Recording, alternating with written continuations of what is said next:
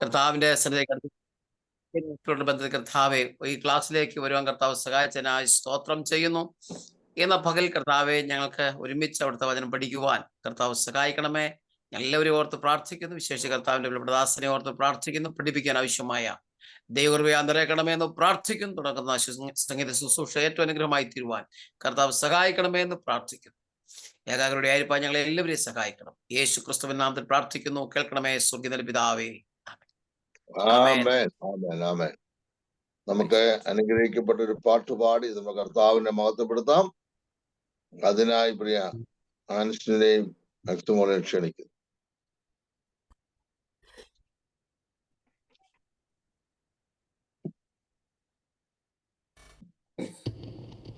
Praise the Lord. So in the precious name of Lord and Savior Jesus Christ, let's bend our time and glorify His name together. As He says, in everything give thanks, for this is God's will for you in Jesus Christ.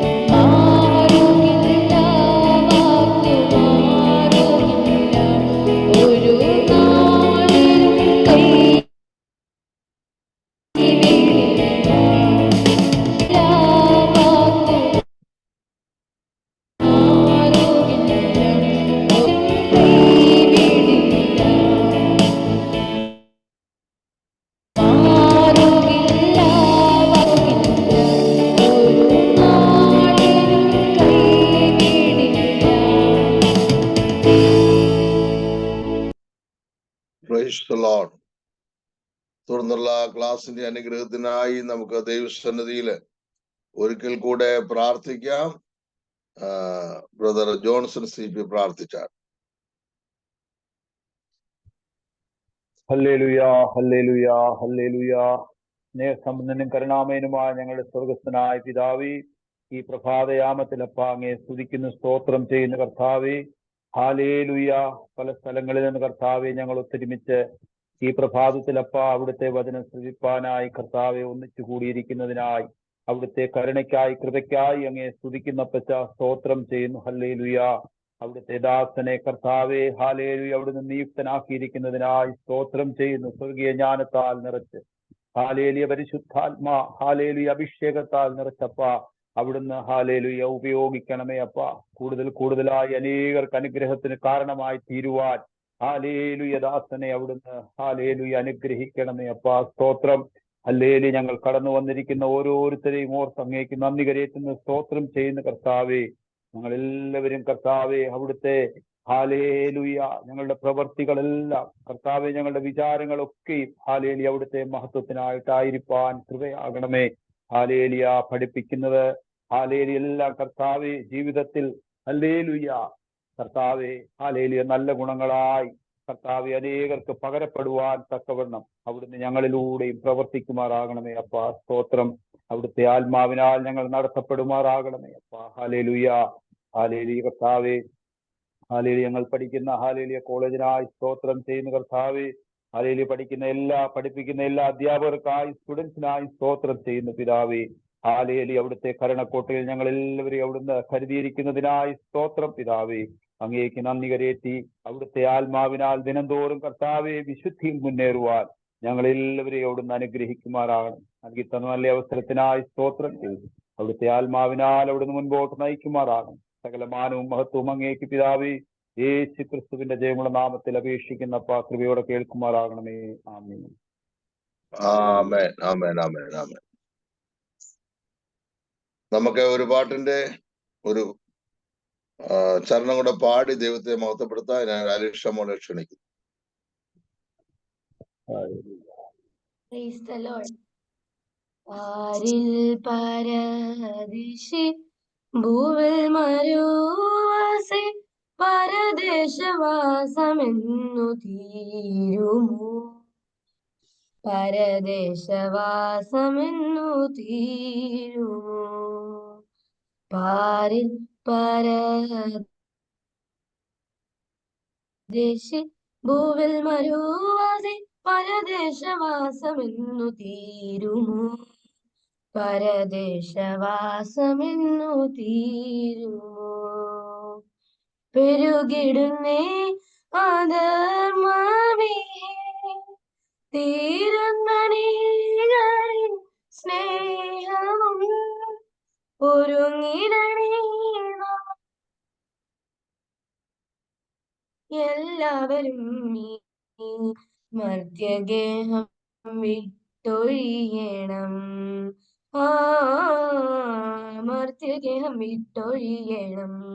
പാരിൽ പരദേശി ഭൂവിൽ മരുവാസി പരദേശവാസമെന്നു തീരുമോ, പരദേശവാസമെന്നു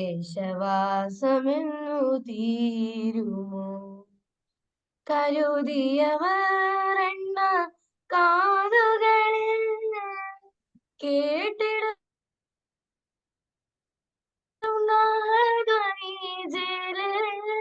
വിരവിൻ ധ്വനി കേട്ടുണരും. മണ്ണിലുറങ്ങിടും ശുദ്ധ മണ്ണിലുറങ്ങിടും ശുദ്ധ. പാരിൽ പരദേശി ഭൂവിൽ മരുവാസി പരദേശവാസമെന്നു തീരുമോ, പരദേശവാസമെന്നു തീരുമോ. പാരിൽ പരദേശി ഭൂവിൽ മരുവാസി പരദേശവാസമെന്നു തീരുമോ, പരദേശവാസമെന്നു തീരുമോ. Thank you. Amen, hallelujah. ഒരു നിമിഷം കൂടെ ദൈവസന്നിധിയിൽ കണ്ണുകളടച്ച് തുടർന്നുള്ള ക്ലാസിന്റെ അനുഗ്രഹത്തിനായിട്ട് നമുക്ക് പ്രാർത്ഥിക്കാം. ദൈവത്തിന്റെ ആത്മാവ് ഉത്സാഹിപ്പിക്കുന്ന ആർക്കെങ്കിലും ഒരാൾക്ക് ചുരുക്കമായി വേഗത്തിൽ പ്രാർത്ഥിക്കാം. ആരെങ്കിലും ഒരാൾ വേഗത്തിൽ ഒന്ന് പ്രാർത്ഥിച്ചാൽ.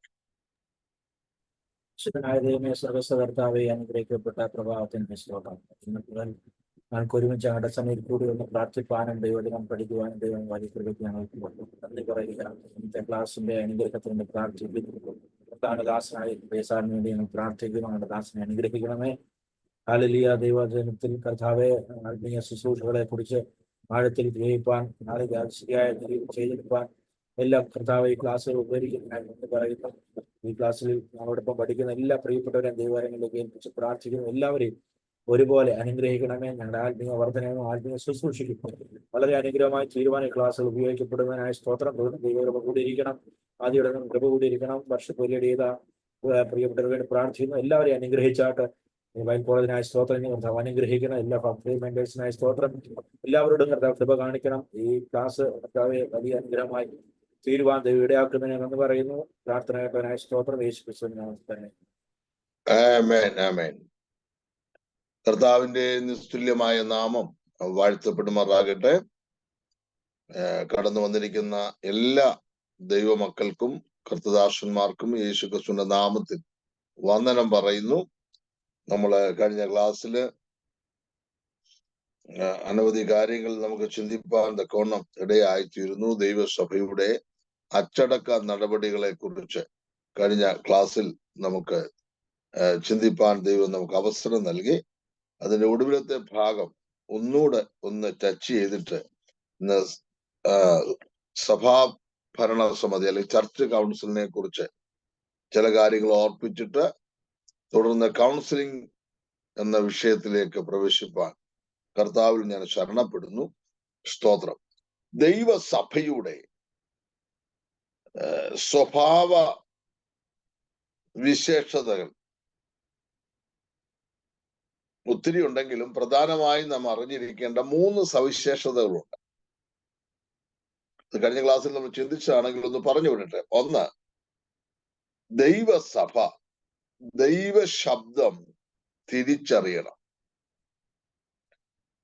ദൈവസഭ മാനുഷിക ശബ്ദമല്ല, സമൂഹത്തിന്റെ ശബ്ദമല്ല തിരിച്ചറിയേണ്ടത്, ദൈവശബ്ദം തിരിച്ചറിയണം.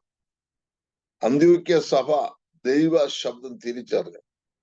ആദിമ നൂറ്റാണ്ടിലെ സഭ, യെരുശലേമിലെ സഭ ദൈവശബ്ദം തിരിച്ചറിഞ്ഞു. മോശ ദൈവശബ്ദം തിരിച്ചറിഞ്ഞത് കൊണ്ടാണ് സമാഗമന കൂടാരത്തിൽ ദൈവതേജസ് ഇറങ്ങാൻ ഇടയായി തീർന്നത്. എന്നാൽ എവിടെയും ദൈവസഭ ദൈവാലോചന പ്രകാരം ദൈവത്തിന്റെ വോയിസ് കേട്ട് മുന്നോട്ട് പോകാൻ. 2, ദൈവസഭ ദുരാദായം ഉണ്ടാക്കുവാൻ വേണ്ടിയുള്ളതല്ല. ദൈവസഭ ദൈവത്തെ ആരാധിക്കുവാനും ദൈവത്തെ മഹത്വപ്പെടുത്തുവാനും ദൈവം നമുക്ക് ഭൂമിയിൽ നൽകിയിരിക്കുന്ന അനുഗ്രഹിക്കപ്പെട്ടതായിരിക്കുന്ന ഒരു കൂട്ടായ്മയാണ്. അത് വേറെ ഏതെങ്കിലും കാര്യങ്ങൾക്ക് വേണ്ടി നമുക്ക് മാറ്റാൻ പറ്റിയില്ല. സ്തോത്രം. ദുരാദായം വെറുക്കുന്നവരായിരിക്കണം ദൈവസഭ. 3, ദൈവസഭയിലെ മെമ്പേഴ്സ് പല പ്രായത്തിലുള്ളവരാണ്, പല സാമ്പത്തിക ശേഷിയുള്ളവരാണ്, പല വിധത്തിലുള്ള വിദ്യാഭ്യാസമുള്ളവരാണ്. എല്ലായിടത്തും ഏറ്റക്കുറച്ചിലുണ്ട്. എങ്കിലും എല്ലാവരും ദാസന്മാരാകാൻ മനസ്സുള്ളവരായിരിക്കണം. ദൈവസഭയിലെ മെമ്പേഴ്സ് എല്ലാവരും ദാസന്മാരാകാൻ മനസ്സുള്ളവർ ആയിരിക്കണം. നമ്മുടെ കർത്താവ് തന്നെ പറഞ്ഞു, ഞാന് ശുശ്രൂഷ ചെയ്യിപ്പാനല്ല, ശുശ്രൂഷ ചെയ്യുവാനും അനേകർക്ക് വേണ്ടി മറുവിലയായി തീരാനാണ് വന്നത്. മനസ്സിലായോ? അന്നേരം ആ കാര്യം മറന്നു പോകരുത്. സ്തോത്രം. ഇനിയും ശുശ്രൂഷകന്മാർക്കുണ്ടായിരിക്കേണ്ട സ്വഭാവ ഗുണങ്ങളെ കുറിച്ച് 1 തീമോഥെയോസ് 3-ാം അധ്യായത്തിൽ നിന്ന് കഴിഞ്ഞ പ്രാവശ്യം നമ്മൾ ചിന്തിച്ചു. ഞാനൊന്ന് ഓടിച്ചു വിടുകയാണ് കഴിഞ്ഞ ക്ലാസ്സിൽ ഇല്ലാത്തവർക്ക് വേണ്ടി. സ്തോത്രം. 1 തീമോഥെയോസ് 3:2 ഒന്ന് വായിക്കാം. 1 തീമോഥെയോസ് 3:2. എന്നാൽ അധ്യക്ഷൻ നിരപവാദ്യനായി അധ്യക്ഷൻ ഭാര്യയുടെ ഭർത്താവും നിരപവാദ്യനായി നിർമ്മതനും ഏക ജിതേന്ദ്രിയനും ഭാര്യയുടെ ഭർത്താവ് ആയിരിക്കണം. എന്ന് പറഞ്ഞാൽ ഒന്നിലധികം ഭാര്യമാരുള്ളവർക്ക് ദൈവസഭയുടെ അധ്യക്ഷനാകാൻ വ്യവസ്ഥ ഇല്ലേ ഇല്ല. 4-ാം വാക്യത്തിലുണ്ട്, സ്വന്തം കുടുംബത്തെ നന്നായി ഭരിക്കുന്നവനായിരിക്കണം.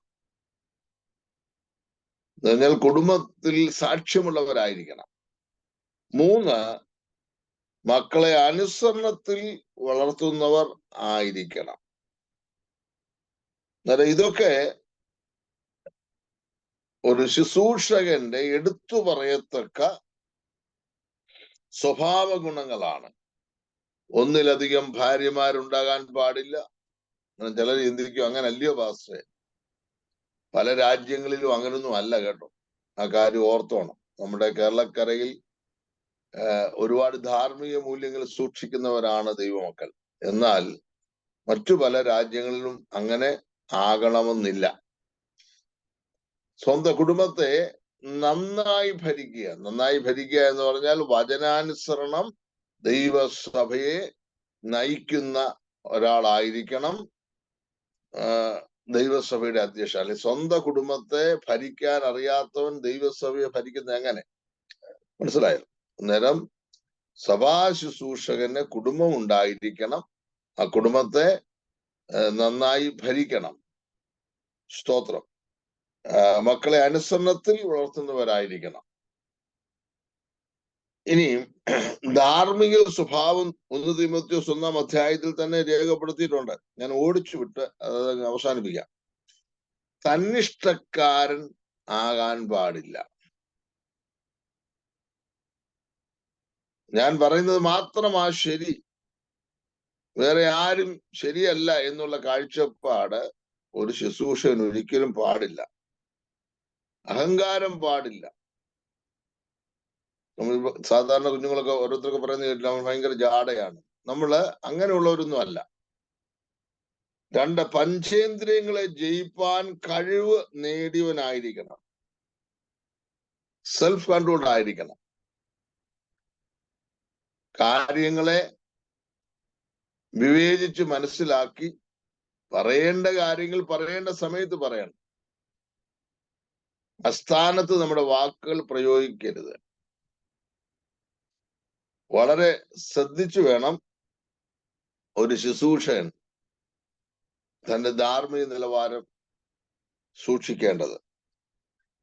3, ഒരു അധ്യക്ഷൻ സൗമ്യനായിരിക്കണം. കേൾപ്പാൻ വേഗതയും പറവാൻ താമസവും. എല്ലാത്തിനും പ്രതികരിക്കാൻ നിൽക്കരുത്.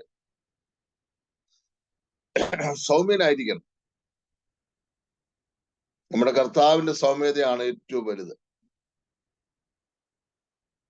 മുൻകോപിയാകുന്ന മോശ ഭൂതലത്തിലുള്ള സകല മനുഷ്യരിലും സൗമ്യനായി തീർന്നു. അത് ദൈവം അവനെ സൗമ്യനാക്കി. സൗമ്യത ഒരു ദൈവദാസന് ഏറ്റവും അത്യന്താപേക്ഷിതമായ ഒരു ഘടകമാണ്. കോപിഷ്ഠനായിരിക്കരുത്. സാധാരണ മനുഷ്യർക്കൊക്കെ മുൻകോപമുണ്ട്. എല്ലാത്തിനും കോപിക്കാൻ പോയാൽ അങ്ങനെ ആവുന്നത്. കോപം വർദ്ധിച്ചാൽ പാപം ചെയ്യാൻ സാധ്യതയുണ്ട്. ആവശ്യമായ കാര്യങ്ങൾക്ക് ഇച്ചിരി ഗൗരവമൊക്കെ നല്ലതാണെങ്കിലും എല്ലാത്തിനും മുൻകോപിയാകാൻ പാടില്ല. അത് പാപത്തിലേക്ക് നയിക്കുവാനിടയായിത്തീരും. അച്ചടക്ക സ്വഭാവമുള്ളവനായിരിക്കണം. ഒരു ദൈവദാസന് ഡിസിപ്ലിൻ ഉണ്ടായിരിക്കണം. മനസ്സിലായോ? അച്ചടക്കം ഉണ്ടായിരിക്കണം. ഇനി ദൈവദാസൻ മാന്യനായിരിക്കണം. അത് വളരെ അത്യാവശ്യമുള്ള വിഷയമാണ്. മറ്റുള്ളവരുടെ മുമ്പിൽ ഒരു റെസ്പെക്റ്റോടുകൂടെ ആദരവ് അർഹിക്കുന്നവനായി നിലനിൽക്കാൻ പ്രത്യേകം ശ്രദ്ധിക്കണം. ഒരു മാന്യതയുടെ കാര്യത്തിൽ 1 തീമോഥെയോസ് 3:7 വായിക്കാമോ? 1 തീമോഥെയോസ് 3:7. നിന്നയിലും പിശാചിന്റെ കെണിയിലും കുടുങ്ങാതിരിക്കുവാൻ പുറമെയുള്ളവരുടെ നല്ല സാക്ഷ്യം പ്രാപിച്ചവനുമായിരിക്കണം. അന്നേരം നല്ല സാക്ഷ്യം പ്രാപിച്ചവനായിരിക്കണം. നല്ല സാക്ഷ്യം, ടെസ്റ്റ് മണി. ഈ കാലഘട്ടത്തിൽ നമ്മൾ നോക്കുമ്പോൾ എന്തെല്ലാം അപവാദങ്ങളാണ് ഓരോരുത്തരെ കുറിച്ച് നമ്മൾ കാണുകയും കേൾക്കുകയും ചെയ്യുന്നത്. ഒരു ദൈവദാസൻ നല്ല സാക്ഷ്യം പ്രാപിച്ചവനായിരിക്കണം എന്ന് പറഞ്ഞാൽ അപവാദങ്ങൾക്ക് ഇട നൽകരുത്. നമ്മൾ എത്ര നല്ലവരായി ജീവിച്ചാലും ലോകം നമുക്ക് ആ മാന്യത തരികയില്ല. എങ്കിലും നമുക്ക് ദൈവത്തോടും മനുഷ്യരോടും പ്രാഗൽഭ്യമുള്ള ഹൃദയം ദൈവം നമ്മളിൽ നിന്ന് ആഗ്രഹിക്കുന്നുണ്ട്. അപവാദങ്ങൾക്ക് ഇട നൽകാത്തവരായിരിക്കണം. മദ്യപാനിയാകരുത്. ഒരു സഭയെ നയിക്കുന്നവൻ ഒരിക്കലും മദ്യപാനിയാകരുത്. ധന ഇടപാട് കാര്യങ്ങളിൽ സൂക്ഷ്മതയുള്ളവനായിരിക്കണം. മണി മാനേജ്മെന്റ് അത്യാവശ്യമാണ്. സൂക്ഷ്മതയുള്ളവനായിരിക്കണം. കാരണം ഒരു ദൈവദാസന്റെ ഉപജീവന മാർഗം എന്ന് പറയുന്നത് ദൈവം കൊടുക്കുന്ന നന്മകളാണ്. അത് ദൈവനാമ മഹത്വത്തിനും ആ ദൈവദാസന്റെ ഉപജീവന മാർഗത്തിനും ഒക്കെ ഉപയോഗിക്കേണ്ടതാണ്. അതൊരിക്കലും നശിപ്പിച്ചു കളയാൻ പാടില്ല. അതിഥിപ്രിയനായിരിക്കണം. ഒരു ദൈവദാസൻ ദൈവസഭയുടെ പൊതു സ്വത്താണ്. ഏത് സമയത്തും ആർക്കും ദൈവദാസന്റെ അടുത്ത് വരാം. അവർക്ക് വേണ്ടി നാം പ്രാർത്ഥിക്കണം. ആ സമയങ്ങളിൽ അവരെ സ്വീകരിക്കുകയും സൽക്കരിക്കുകയും ഒക്കെ ചെയ്യാനുള്ള മനസ്സ് ഒരു ദൈവദാസന് ഉണ്ടായിരിക്കണം.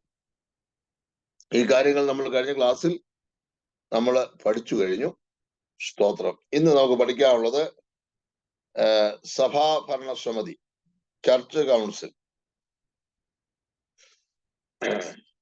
ചില അത്യാവശ്യ കാര്യങ്ങൾ ഓർമ്മിക്കേണ്ടത്, അതൊക്കെ വിശദമായിട്ട് നമ്മുടെ സെമിനാരികളിലൊക്കെ പഠിപ്പിക്കുന്നതാണ്. പ്രാദേശിക സഭകളുടെ നടത്തിപ്പിനായും പ്രവർത്തനങ്ങൾക്കായും അതാത് സഭകളുടെ ഭരണഘടന നിർദ്ദേശിക്കുന്ന വിധത്തിലുള്ള ഭരണസമിതി ഉണ്ടായിരിക്കണം.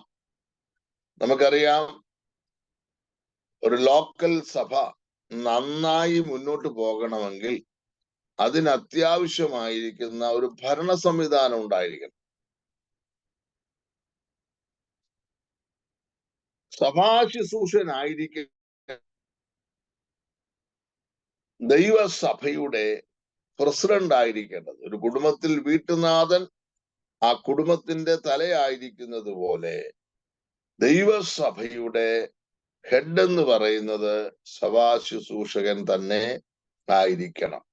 ചില സഭകളിലൊക്കെ ദൈവദാസന്മാർ സെക്കൻഡറിയും തേർഡും ഒക്കെയാണ്. അവിടെ മറ്റാരെങ്കിലും ഒക്കെയാണ് തലയായിട്ട് നിൽക്കുന്നത്. അത് വളരെ അപകടം പിടിച്ച കാര്യമാണ്. ദൈവദാസനെയാണ് സഭ നടത്താൻ ദൈവേൽപ്പിച്ചിരിക്കുന്നത്. മറ്റുള്ളവരുടെയൊക്കെ അഭിപ്രായങ്ങൾ നമുക്ക് സ്വീകരിക്കാം, അവരുടെ ആലോചനകൾ നമുക്ക് സ്വീകരിക്കാം, അതൊക്കെ നല്ലതാണെങ്കിലും ഒരു ദൈവദാസന്റെ മേൽ വേറൊരാള് ദൈവസഭയ്ക്കകത്തില്ല എന്നുള്ള സത്യം ഓർക്കണം. ദൈവസഭയ്ക്ക് പലയിടങ്ങളിലും കമ്മിറ്റി ഉണ്ട്. ഈ കമ്മിറ്റി എന്ന് പറയുന്നത്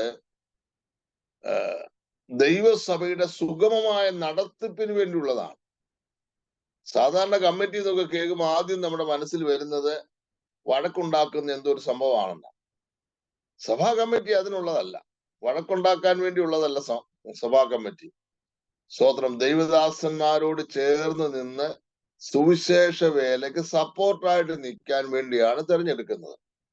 നമുക്കറിയാമല്ലോ, ആദിമ സഭയിൽ നമുക്കറിയാം 7 പേരെ മേശമേലെ ശുശ്രൂഷയ്ക്കായി തിരഞ്ഞെടുത്തത് അറിയാൻ പറ്റും. അവർ വിശ്വാസത്തിൽ നിറവുള്ളവരായിരുന്നു, നല്ല സാക്ഷ്യമുള്ളവരായിരുന്നു, പരിശുദ്ധാത്മാവിൽ നിറഞ്ഞവരായിരുന്നു. അന്നേരം അതുപോലെ തന്നെയാണ് ദൈവസഭയുടെ കമ്മിറ്റി മെമ്പേഴ്സും വിശ്വാസമുള്ളവരും നല്ല സാക്ഷ്യമുള്ളവരും ആത്മാവിൽ നിറഞ്ഞവരും ഒക്കെ ആയിരിക്കണം. അവിടെ ആ ഒറ്റ ലക്ഷ്യം, സ്തോത്രം, ദൈവദാസനോട് ചേർന്ന് നിന്ന് സുവിശേഷ വേലയ്ക്കും ദൈവസഭയുടെ അഭിവൃദ്ധിക്കും യോജിച്ച് പ്രവർത്തിക്കുക എന്നുള്ളതാണ്.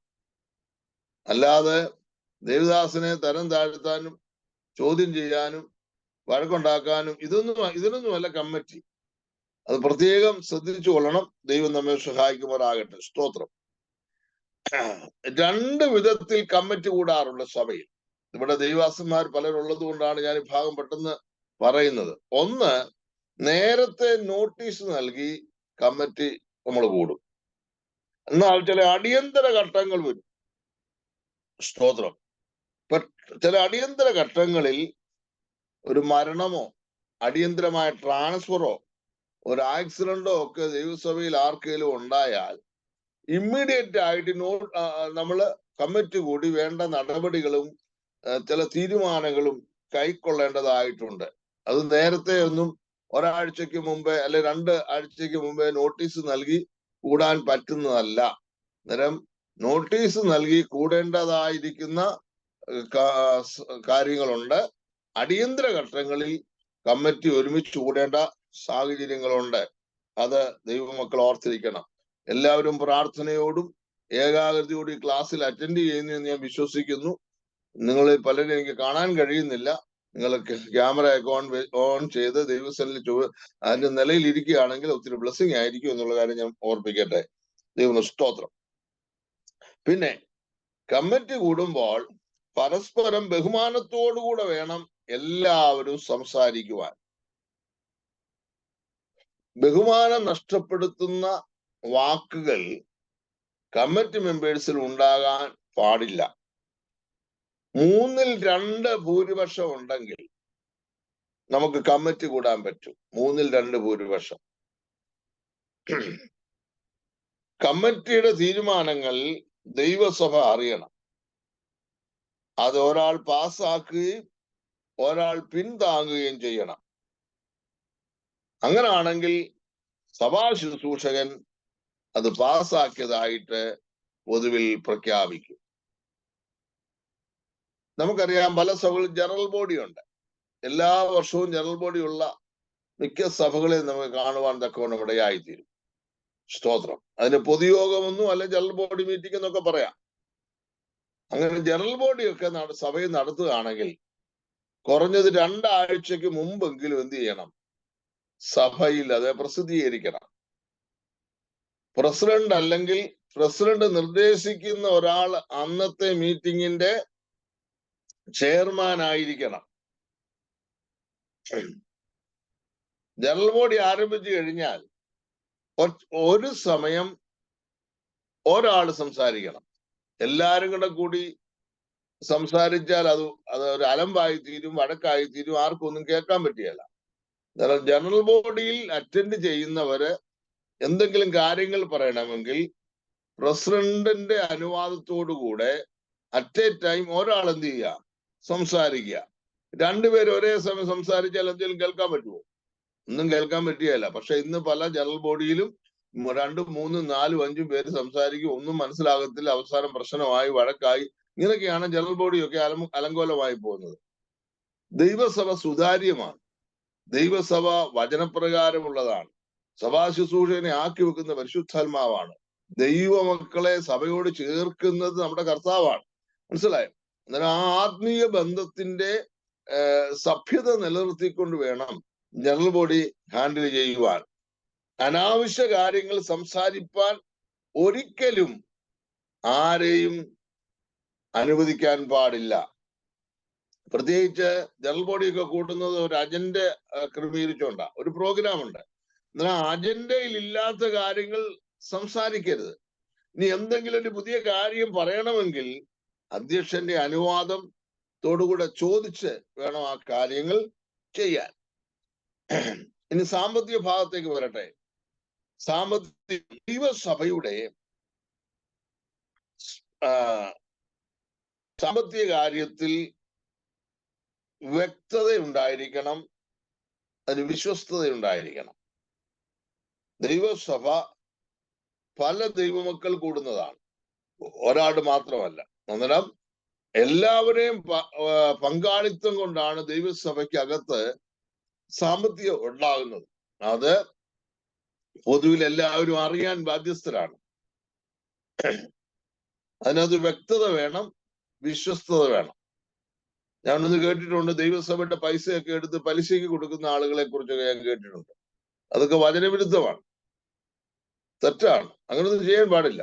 സഭയുടെ ഫണ്ട് അത് സുതാര്യമായിരിക്കണം, അതിന് കണക്കുണ്ടായിരിക്കണം.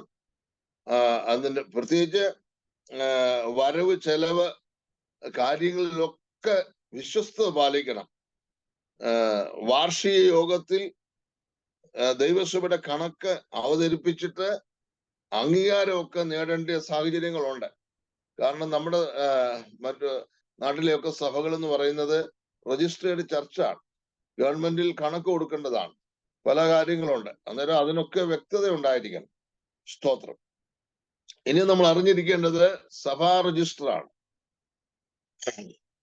ഇതിനെക്കുറിച്ച് പ്രത്യേകം ശ്രദ്ധിക്കണം ദൈവാസന്മാര്. സഭാ രജിസ്റ്റർ എല്ലാ സഭകൾക്കും അത്യാവശ്യമാണ്.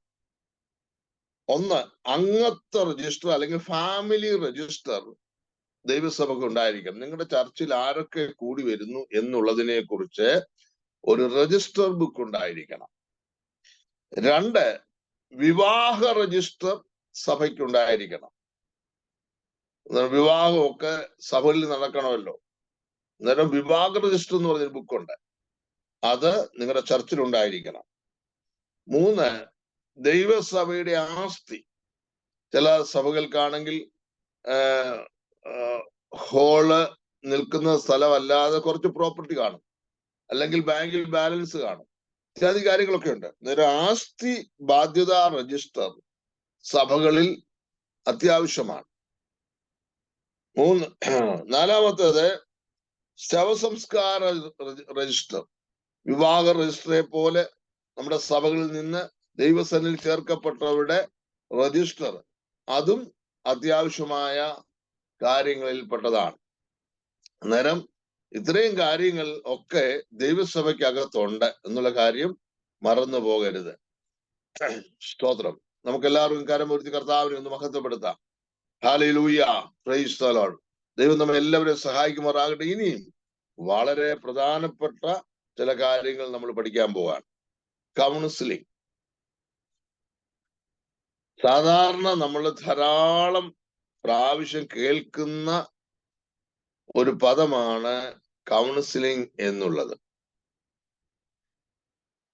ദൈവസഭയുടെ പരിപാലന ആണിക്കല്ലുകളിൽ സ്തോത്രം ഏറ്റവും പ്രധാനപ്പെട്ട ഒന്നാണ് കൗൺസിലിംഗ് എന്ന് പറയുന്നത്. ദൈവത്തിന് സ്തോത്രം.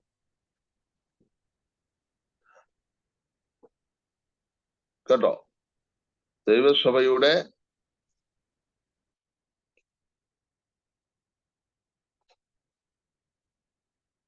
ശ്രദ്ധിച്ചാൽ എന്താണ് ഈ കൗൺസിലിംഗ് എന്ന് പറഞ്ഞാൽ? സിമ്പിളായിട്ട് പറഞ്ഞാൽ ഉത്ബോധിപ്പിക്കൽ അല്ലെങ്കിൽ ഉപദേശം കൊടുക്കൽ അല്ലെങ്കിൽ ഗുണദോഷം പറയുക എന്നൊക്കെ നമ്മൾ അതിനെ വിലയിരുത്തുവാൻ തക്കവണ്ണം ഇടയായിത്തീരും. കൗൺസിലിംഗ് പലതരത്തിലുണ്ട്, പലതരത്തിൽ കൗൺസിലിംഗ് ഉണ്ട്. അതിൽ പ്രധാനമാണ് പാസ്റ്ററൽ കൗൺസിലിംഗ്. കൊളോസ് ലേഖനം 1:28 വായിക്കാമോ? കൊളോസ് ലേഖനം 1:28.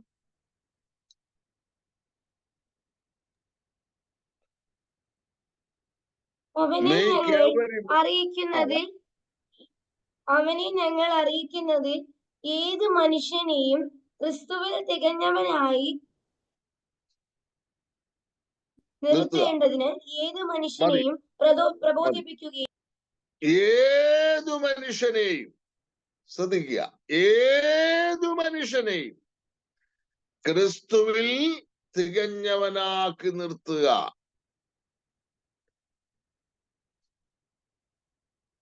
ഏതു മനുഷ്യനും. അതിനകത്ത് ജാതിയില്ല, മതമില്ല, വർഗമില്ല, ദേശമില്ല, ഭാഷയില്ല, ഒന്നുമില്ല. Make every man perfect in Christ Jesus. ഒരു വിശ്വാസിയെ ആത്മീയമായും ധാർമ്മികമായും ഉപദേശിച്ച് ഒരു ഉത്തമ മനുഷ്യനാക്കി തീർക്കുക, അല്ലെങ്കിൽ ഒരു ഉത്തമ വിശ്വാസിയാക്കി നിലനിർത്തുക. അതിനാണ് പാസ്റ്ററൽ കൗൺസിലിംഗ്. എന്തിനാണ് പാസ്റ്ററൽ കൗൺസിലിംഗ്? ഒരു വിശ്വാസിയെ ധാർമ്മികമായും ആത്മീയമായും ഉപദേശിച്ച് അല്ലെങ്കിൽ അഡ്വൈസ് കൊടുത്ത് ഒരു ഉത്തമ വിശ്വാസിയായി നിലനിർത്തുക. Make perfect. ആ വ്യക്തിയെ എന്താക്കുക? പക്വതയുള്ളവനാക്കി തീർക്കുക. Mature in Christ. ക്രിസ്തുവിൽ പക്വതയുള്ള ഒരു വിശ്വാസിയാക്കി തീർക്കുക. അതിനാണ് കൗൺസിലിംഗ് എന്ന് പറയുന്നത്. ഒറ്റ വാക്കിൽ പറഞ്ഞാൽ കൗൺസിലിംഗ് ഈസ് ആൻ എഡ്യൂക്കേഷൻ. മേഴ്സിയൊക്കെ കൗൺസിലിംഗ് പഠിക്കുന്ന ഒരു വിദ്യാർത്ഥി കൂടാണ് നമ്മുടെ സെമിനാരി. കൗൺസിലിംഗ് ഈസ് ആൻ എഡ്യൂക്കേഷൻ എന്ന് പറഞ്ഞാൽ എന്താ? You will be trained to know your self. നമ്മുടെ മനോജ് ഭാസ്റ്റർ മകൾ അക്സർ ടീച്ചർ നമ്മുടെ സെമിനാരിയിൽ കൗൺസിലിംഗ് ദീർഘവർഷങ്ങളായി പഠിപ്പിക്കുന്ന ഒരു ടീച്ചർ കൂടാ. ദൈവത്തിന് സ്തോത്രം. അന്നേരം സ്വയം അറിയാനുള്ള ഒരു വിദ്യാഭ്യാസമാണ് കൗൺസിലിംഗ് എന്ന് പറയുന്നത്. ഇപ്പോൾ നിങ്ങൾ ആരാണെന്ന് നിങ്ങൾ അറിയണം. You should know who you are. നിങ്ങൾ ആരാണെന്ന് നിങ്ങൾ അറിയണം.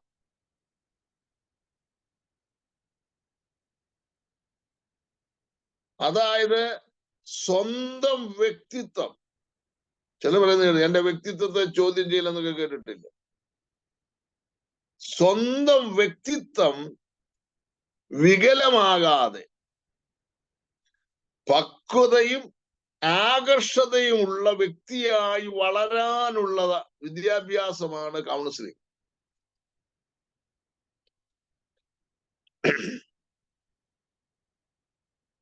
ചിലർ പറഞ്ഞു കേട്ടില്ല, ആനയ്ക്ക് ആനയുടെ വലിപ്പം അറിയത്തില്ല.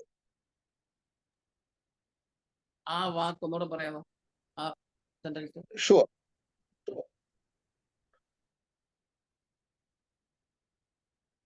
സ്വന്തം വ്യക്തിത്വം വികലമാകാതെ പക്വതയും ആകർഷതയുമുള്ള വ്യക്തിയായി വളരാനുള്ള വിദ്യാഭ്യാസത്തെയാണ് കൗൺസിൽ കൊണ്ട് ഉദ്ദേശിക്കുന്നത്. സ്വന്തം വ്യക്തിത്വം വികലമാകാൻ പാടില്ല. നമ്മൾ പക്വതയുള്ളവരായിരിക്കണം, ആകർഷതയുള്ളവരായിരിക്കണം. നമ്മളെ കണ്ടാൽ മറ്റുള്ളവർക്ക് ഒരു അടുപ്പം തോന്നത്തക്കവണ്ണം ഒരു സ്പിരിച്വാലിറ്റി നമ്മുടെ ജീവിതത്തിൽ വേണം. നമ്മുടെ വ്യക്തിത്വത്തെ ഡെവലപ്പ് ചെയ്യണം.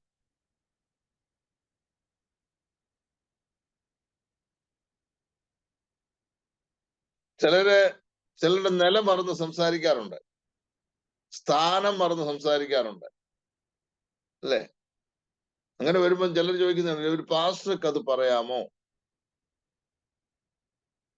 നീ പ്രാർത്ഥിക്കുന്നവൻ അല്ല, നിനക്കത് ചെയ്യാൻ പറ്റുമോ എന്നൊക്കെ ചോദിക്കുന്നത് കണ്ടിട്ടില്ലേ? കാരണം എന്താ?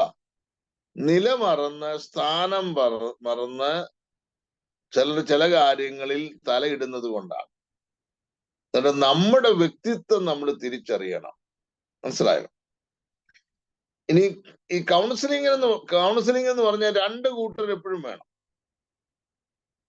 ഒരാളെ കൊണ്ട് തന്നെ കൗൺസിലിംഗ് നടക്കത്തില്ല. അതായത് ഒരു കൗൺസിലർ വേണം, ഒരു കൗൺസിലി വേണം. കൗൺസിലർ എന്ന് പറഞ്ഞാൽ ഉപദേശം കൊടുക്കുന്ന ആളാണ്. കൗൺസിലിംഗ് എന്ന് പറഞ്ഞാൽ ആ ഉപദേശം സ്വീകരിക്കുന്ന ആളാണ്. എല്ലാ ദൈവദാസന്മാരും നിങ്ങളുടെ ചർച്ചിലെ കൗൺസിലർ ആയിരിക്കണം. എന്തിനു വേണ്ടിയാ? ഏതു മനുഷ്യനെയും ക്രിസ്തുവിൽ തികഞ്ഞവനാക്കി നിർത്തണം. ഓരോ വിശ്വാസിയുടെയും വ്യക്തിത്വം വികലമായി പോകാൻ ഇടവരരുത്. അതാത് സമയങ്ങളിൽ അവർക്ക് പേഴ്സണലായിട്ട് കൊടുക്കേണ്ട അഡ്വൈസ് കാണും, പബ്ലിക്കായി പറയേണ്ട ചില കാര്യങ്ങൾ കാണും. അന്നേരം അത് പറയാൻ തക്കവണ്ണം ഒരു കൗൺസിലർ ആയിരിക്കണം. കൗൺസിലിംഗ് കോഴ്സുകൾ തന്നെയുണ്ട്. ലോകത്തിന്റെ എല്ലായിടത്തും കൗൺസിലിംഗ് സെന്റേഴ്സ് ഉണ്ട്. എന്തുകൊണ്ടാ? ഓരോ വ്യക്തിയെയും പക്വതയോടെ ഡെവലപ്പ് ചെയ്ത് സമൂഹത്തിൽ അവരെ മാന്യതയോടെ നിർത്താൻ വേണ്ടിയാണ് കൗൺസിലിംഗ് സെന്റേഴ്സ് എന്ന് പറയുന്നത്. ഈ കൗൺസിലിംഗ് റിലേഷൻഷിപ്പ് എന്ന് പറയുന്നത് ഈ കുംഭസാര രഹസ്യം ആരും പറയത്തില്ല പുറത്ത്. അതുപോലെ ദൃഢമായ ഒരു ബന്ധമാണ്. ഒരു ദൈവദാസന്റെ അടുക്കൽ ഒരാൾ അവരുടേതായിരിക്കുന്ന സീക്രട്ട് മാറ്റർ വന്ന് പറഞ്ഞാൽ, എനിക്ക് ദൈവദാസന്മാരോട് പറയാനുള്ളത്, നിങ്ങളുടെ തല പോകേണ്ടി വന്നാലും നിങ്ങൾ അത് പറയരുത്. അത്ര ആഴമേറിയ ഒരു ബന്ധമായിരിക്കണം കൗൺസിലറും കൗൺസിലിയുമായിട്ടുള്ളത്. മനസ്സിലായോ? എന്ന് പറഞ്ഞാൽ പരസ്പര ഒരു ധാരണ വേണം. കൗൺസിലർക്കും കൗൺസിലിക്കും ഇടയിൽ ഒരു ധാരണ വേണം. 2, അതിനകത്തൊരു സ്നേഹം ഉണ്ടായിരിക്കണം. 3, ഒരു വിശ്വസ്തത ഉണ്ടായിരിക്കണം. അന്നേരം കൗൺസിലറും കൗൺസിലിക്കും ഇടയിൽ പരസ്പര ധാരണ വേണം, പരസ്പര സ്നേഹം വേണം, പരസ്പരം വിശ്വസ്തത വേണം. ഈ കൗൺസിലിംഗ് എന്ന് പറയുന്നത് അത്ര എഴുന്നേറ്റ് പ്രസംഗിക്കുന്ന പോലെ അത്ര എളുപ്പമുള്ള കാര്യമല്ല. പ്രശ്ന പരിഹാരത്തിന് ഒരുവനെ സ്വയം പര്യാപ്തമാക്കുന്ന ശുശ്രൂഷയാണ് കൗൺസിലിംഗ് എന്ന് പറയുന്നത്.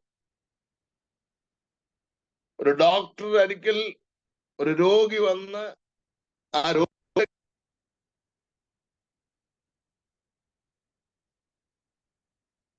വളരെ പ്രധാനപ്പെട്ട ഒരു സംഭവമാണിത്. പ്രശ്നപരിഹാരത്തിന് ഒരുവനെ സ്വയം പര്യാപ്തമാക്കുന്ന ശുശ്രൂഷയാണ് കൗൺസിലിംഗ്. ഒന്നുകൂടെ ഞാൻ പറയാം, എല്ലാ ദൈവദാസന്മാരും കൗൺസിലിംഗ് പഠിച്ചിരിക്കണം. കൗൺസിലിംഗ് പഠിച്ചില്ലെങ്കിൽ ട്രീറ്റ്മെന്റ് രോഗത്തെ തിരിച്ചറിഞ്ഞ്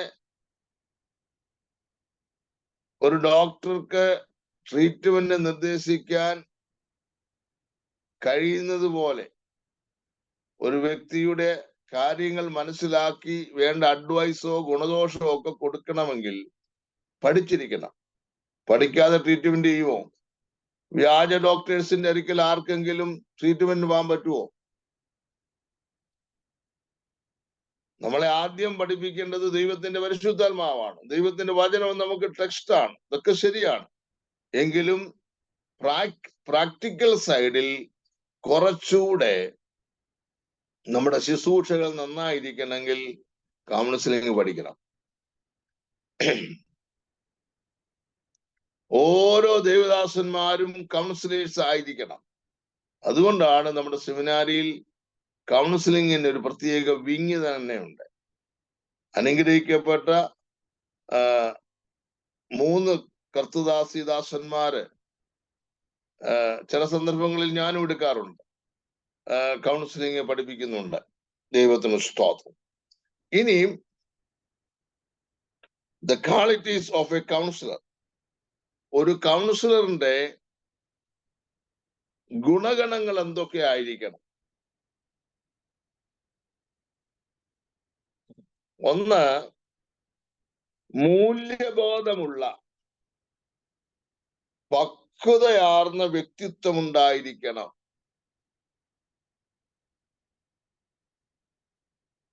ഒന്നാമത്, ഒരു കൗൺസിലർക്ക് ഒരു വ്യക്തിത്വം ഉണ്ടായിരിക്കണം. ഞാൻ വ്യക്തിത്വം എന്ന് ഉദ്ദേശിക്കുന്നത് വണ്ണവും നീളവും ഒന്നുമല്ല.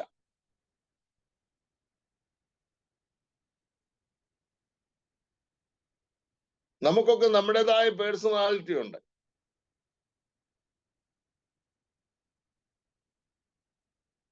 ആ നിലവാരത്തിലുള്ള എനിക്ക് ആ വ്യക്തിയുടെ അടുക്കൽ പോയി എന്റെ കാര്യങ്ങൾ പറഞ്ഞാൽ അതിനൊരു അഡ്വൈസ് കിട്ടും എന്ന് ഒരു കൗൺസിലിക്ക് തോന്നത്തക്കവണ്ണം കൗൺസിലറ് പക്വതയുള്ളവനായിരിക്കണം, പെർഫെക്റ്റ് ആയിരിക്കാൻ താല്പര്യമുള്ളവരായിരിക്കണം. രണ്ടാമത്, ആത്മാർത്ഥമായ സമീപനമുള്ളവനായിരിക്കണം. എനിക്കിപ്പോ സമയമില്ല കേട്ടോ, പിന്നെ വാ എന്ന് പറയാൻ പാടില്ല. ടൈം ഇല്ലാത്ത ഒരാളാണെങ്കിലും ഇന്ന സമയത്ത് ഞാൻ ഫ്രീ ആണ്, ആ സമയത്ത് വന്നാൽ നമുക്ക് ആ കാര്യങ്ങൾ സംസാരിക്കാം. അന്നേരം നമ്മുടെ ആ ടോക്കിൽ തന്നെ ആ കൗൺസിലിക്ക് അല്ലെങ്കിൽ ആ കക്ഷിക്ക് നമ്മളോട് ഒരു അട്രാക്ഷൻ തോന്നണം. ആത്മാർത്ഥമായ സമീപനമുള്ളവനായിരിക്കണം. കാര്യസാധ്യത്തിന് വേണ്ടിയല്ല.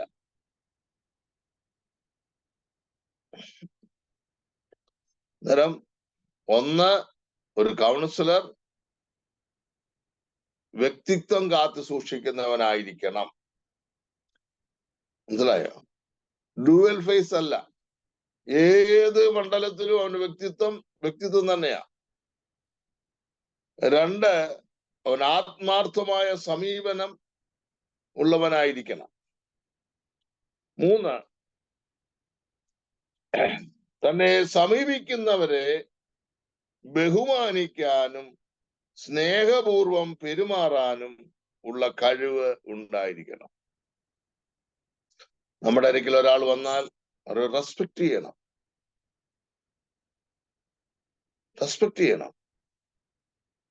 ചിലപ്പോൾ നമ്മുടെ അടുത്ത് വരുന്ന ഒരാൾക്ക് ചിലപ്പോൾ ഒരു കൈ കാണത്തില്ല, ചിലപ്പോൾ ഒരു കാല് കാണത്തില്ല, ചിലപ്പോൾ അവൻ സ്കൂളിൽ പോയിട്ടില്ല. പല പോരായ്മകൾ ചിലപ്പോൾ കണ്ടെന്ന് വരും. മനസ്സിലായോ? പക്ഷെ എല്ലാവർക്കും അവരുടേതായ ഒരു വ്യക്തിത്വം ഉണ്ടാവും. അതുകൊണ്ട് കൗൺസിലർ ഏറ്റവും കൂടിയ ആളും എന്റെ അടുക്കൽ വരുന്നവൻ തീരെ നിസ്സാരനാണെന്നുള്ള ആ ഒരു ചിന്ത ഒരിക്കലും ഒരു ദേവദാസന് ശുശ്രൂഷയിൽ പ്രയോജനം ചെയ്യത്തില്ല. അത് അപകടത്തിലേക്ക് ഉള്ളൂ. മനസ്സിലായോ? അന്നേരം ആരായിരിക്കണം? ആത്മാർത്ഥമായ സമീപനം ഉണ്ടായിരിക്കണം. പിന്നെ തന്നെ സമീപിക്കുന്നവരുടെ വൈകാരിക വ്യതിയാനങ്ങളെ പക്വതയോടെ തിരിച്ചറിയാനുള്ള കഴിവുണ്ടായിരിക്കണം. നമ്മുടെ അടുക്കൽ ഒരാൾ വരുമ്പോൾ അവരുടെ വൈകാരികമായ വ്യതിയാനങ്ങൾ എന്തെങ്കിലും ഒരു ആവശ്യം ഉണ്ടായിട്ടാണല്ലോ ഒരു വിശ്വാസി ദൈവദാസന്റെ അടുക്കൽ വരുന്നത്. ഒരു ഡോക്ടർ അടുക്കൽ ഒരാൾ വരുന്നത് എന്തെങ്കിലും ഒരു രോഗം ഉണ്ടായിട്ടാണല്ലോ. ഒരു വിശ്വാസി അല്ലെങ്കിൽ ഒരാള് കൗൺസിലറുടെ അടുത്ത് വരുന്നത് എന്തെങ്കിലും ഒരു പ്രയാസം ഉണ്ടായിട്ടാണല്ലോ. അന്നേരം തന്നെ സമീപിക്കുന്നവരുടെ വൈകാരിക വ്യതിയാനങ്ങളെ പക്വതയോടെ തിരിച്ചറിയാനുള്ള കഴിവ് ഉണ്ടായിരിക്കണം. അതുപോലെ ഞാൻ മുമ്പേ പറഞ്ഞ പോലെ തന്നെ സമീപിക്കുന്നവരെ എന്ത് ചെയ്യണം? ബഹുമാനിക്കാനും സ്നേഹപൂർവം പെരുമാറാനുമുള്ള കഴിവ് കൗൺസിലർക്ക് ഉണ്ടായിരിക്കണം. ഇനി അടുത്തൊരു കാര്യം വളരെ ശ്രദ്ധിക്കണം. കൗൺസിലിംഗ് സമയത്തുണ്ടാകുന്ന പ്രശ്നങ്ങളെ ഇപ്പോൾ നമ്മുടെ അടുക്കൽ ഒരാൾ വരുമ്പോൾ എല്ലാവരും നമ്മെ പോലെ പക്വതയുള്ളവരോ തികഞ്ഞ ആത്മീയരോ നല്ലവരോ ആയിരിക്കണമെന്നില്ല. ചില കൗൺസിലിങ്ങിന്റെ സമയത്തൊക്കെ ചില കാര്യം ചോദിക്കുമ്പോൾ ചിലരുടെ ആറ്റിറ്റ്യൂഡൊക്കെ മാറും. പെട്ടെന്ന് ക്ഷിപ്ര കോപം കൗൺസിലിംഗ് ഉണ്ടാകും, അല്ലെങ്കിൽ നമ്മുടെ അടുത്ത് വരുന്ന കക്ഷിക്കോ വിശ്വാസിക്കോ ക്ഷിപ്ര കോപം ഉണ്ടാകും. ചിലപ്പോൾ നമ്മളെ ചീത്ത വിളിച്ചെന്ന് വരും. ഇതൊക്കെ ഉണ്ടാകാം. കാരണം അത്ര പ്രശ്നത്തിൽ കിടക്കുന്ന ആളുകളാണല്ലോ നമ്മുടെ അടുക്കിലേക്ക് കൊണ്ടുവരുന്നത്. അന്നേരം കൗൺസിലിംഗ് സമയത്ത് ഉണ്ടാകുന്ന പ്രശ്നങ്ങളെ മനസാന്നിധ്യത്തോടെ നേരിടുവാനുള്ള ഒരു സ്വയം നിയന്ത്രണം, ഇംഗ്ലീഷ് പറഞ്ഞ സെൽഫ് കൺട്രോൾ, ഇന്ദ്രജയമുള്ളവനായിരിക്കണം. അവൻ എൻ്റെ അടുക്കെ വന്നപ്പോ എന്നെ അവൻ അങ്ങനെ പറഞ്ഞു, ഇങ്ങനെ പറഞ്ഞു, അത് പറഞ്ഞു നമുക്ക് രണ്ടെണ്ണം കൊടുത്തേക്കാം. നോ, നമ്മൾ പ്രാർത്ഥനയോടെ അത് ഹാൻഡിൽ ചെയ്യണം. കാരണം ചിലരുടേതായിരിക്കുന്ന മാനസിക നില തെറ്റിയ സന്ദർഭങ്ങളിലായിരിക്കും ഒരാൾ നമ്മുടെ അടുത്ത് വരുന്നത്, അല്ലെങ്കിൽ ഡിപ്രഷനിലായിരിക്കും നമ്മുടെ അടുത്ത് വരുന്നത്, അല്ലെ എന്തെങ്കിലും ഭയം തട്ടിയിട്ടായിരിക്കാം നമ്മുടെ അടുത്ത് വരുന്നത്. മനസ്സിലായോ? ഇന്നലെ വരെ നമ്മളെ ബഹുമാനത്തോട് കണ്ടവർ പെട്ടെന്ന് ആ നിലയിലേക്കൊക്കെ മാറിപ്പോകുമ്പോൾ നമ്മൾ വളരെ ശ്രദ്ധിക്കണം.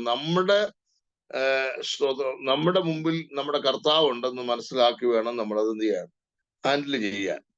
അത് ഓർത്തോണം. സ്തോത്രം. ഞാൻ പറഞ്ഞു വരുന്നത്, കൗൺസിലിംഗ് എന്ന് പറയുന്നത് ഒരു കൗൺസിലി ഉണ്ടായിരിക്കണം, ഒരു കൗൺസിലർ ഉണ്ടായിരിക്കണം. മനസ്സിലായോ? അത് മനസ്സിലാക്കണമെങ്കിൽ ഒരു വിശ്വാസിയും പാസ്റ്റർ എന്നുള്ള നിലയിലേക്ക് ഞാൻ കൊണ്ടുവരിക. പാസ്റ്റർ കൗൺസിലിംഗ് മെയിനായിട്ട് ഞാനിപ്പോൾ ഹാൻഡിൽ ചെയ്യുന്നത്. മറ്റൊത്തിരി കൗൺസിലിംഗ് ഉണ്ട് കേട്ടോ, അത് അങ്ങോട്ടൊന്നും ഞാൻ ഇന്ന് പോകുന്നില്ല, സമയമില്ല. അന്നേരം ഒരു കൗൺസിലർക്ക് എന്തുണ്ടായിരിക്കണം, അല്ലെങ്കിൽ ഗുണദോഷം പറഞ്ഞു കൊടുക്കുന്ന അല്ലെങ്കിൽ ഉപദേശം പറഞ്ഞു കൊടുക്കുന്ന വ്യക്തിക്ക് ആ വ്യക്തിത്വം കാത്തു സൂക്ഷിക്കുന്നവനായിരിക്കണം. അവൻ ആത്മാർത്ഥമായ സമീപനം ഉള്ളവനായിരിക്കണം. കടന്നു വരുന്ന വ്യക്തികളുടെ വൈകാരിക വ്യത്യാസങ്ങളെ പക്വതയോടെ തിരിച്ചറിയുന്നവനായിരിക്കണം. നമ്മുടെ അടുത്ത് വരുന്നവരെ ബഹുമാനിക്കാനും സ്നേഹിക്കാനുള്ളതായ ഒരു മനസ്സ് നമുക്കുണ്ടായിരിക്കണം. കൗൺസിലിങ്ങിന്റെ സമയത്ത് ഉണ്ടാകുന്ന പ്രശ്നങ്ങളെ മനസാന്നിധ്യത്തോടെ നേരിടാനുള്ള സ്വയം നിയന്ത്രണം. എത്ര ചില കക്ഷികള്, ചില ആളുകള്, പ്രശ്നമുള്ള ആളുകള് കൗൺസിലറെ അടിച്ചിട്ടുണ്ട്. മനസ്സിലായോ? കാരണം അവരുടെ സ്വയത്തിൽ നിന്നല്ല, അവരുടെ സുബോധത്തിൽ നിന്നല്ല അത് വരുന്നത്. അന്നേരം അവരുടേതായിരിക്കുന്ന ആ വൈകാരിക വ്യതിയാനങ്ങളെ നമ്മൾ മനസ്സിലാക്കാൻ ഒരു കഴിവ് നമുക്കുണ്ടായിരിക്കണം കേട്ടോ. ഇനി കൗൺസിലിങ്ങിന് 3 നിലയിലുള്ള ട്രീറ്റ്മെന്റ് ആണ് നമ്മൾ കൊടുക്കേണ്ടത്. 3 നിലയിലുള്ള ട്രീറ്റ്മെന്റ്. ഒന്ന്, ക്ലയന്റ് സെന്റേഡ്, വരുന്ന കക്ഷി കേന്ദ്രീകൃതം. ഇംഗ്ലീഷിൽ ക്ലയന്റ് സെന്റേഡ് എന്ന് പറയും. നമ്മുടെ അടുത്ത് വരുന്ന വ്യക്തികളുടെ വ്യക്തി കേന്ദ്രീകൃതമായ നിലയിൽ ഉള്ള ഉപദേശങ്ങൾ.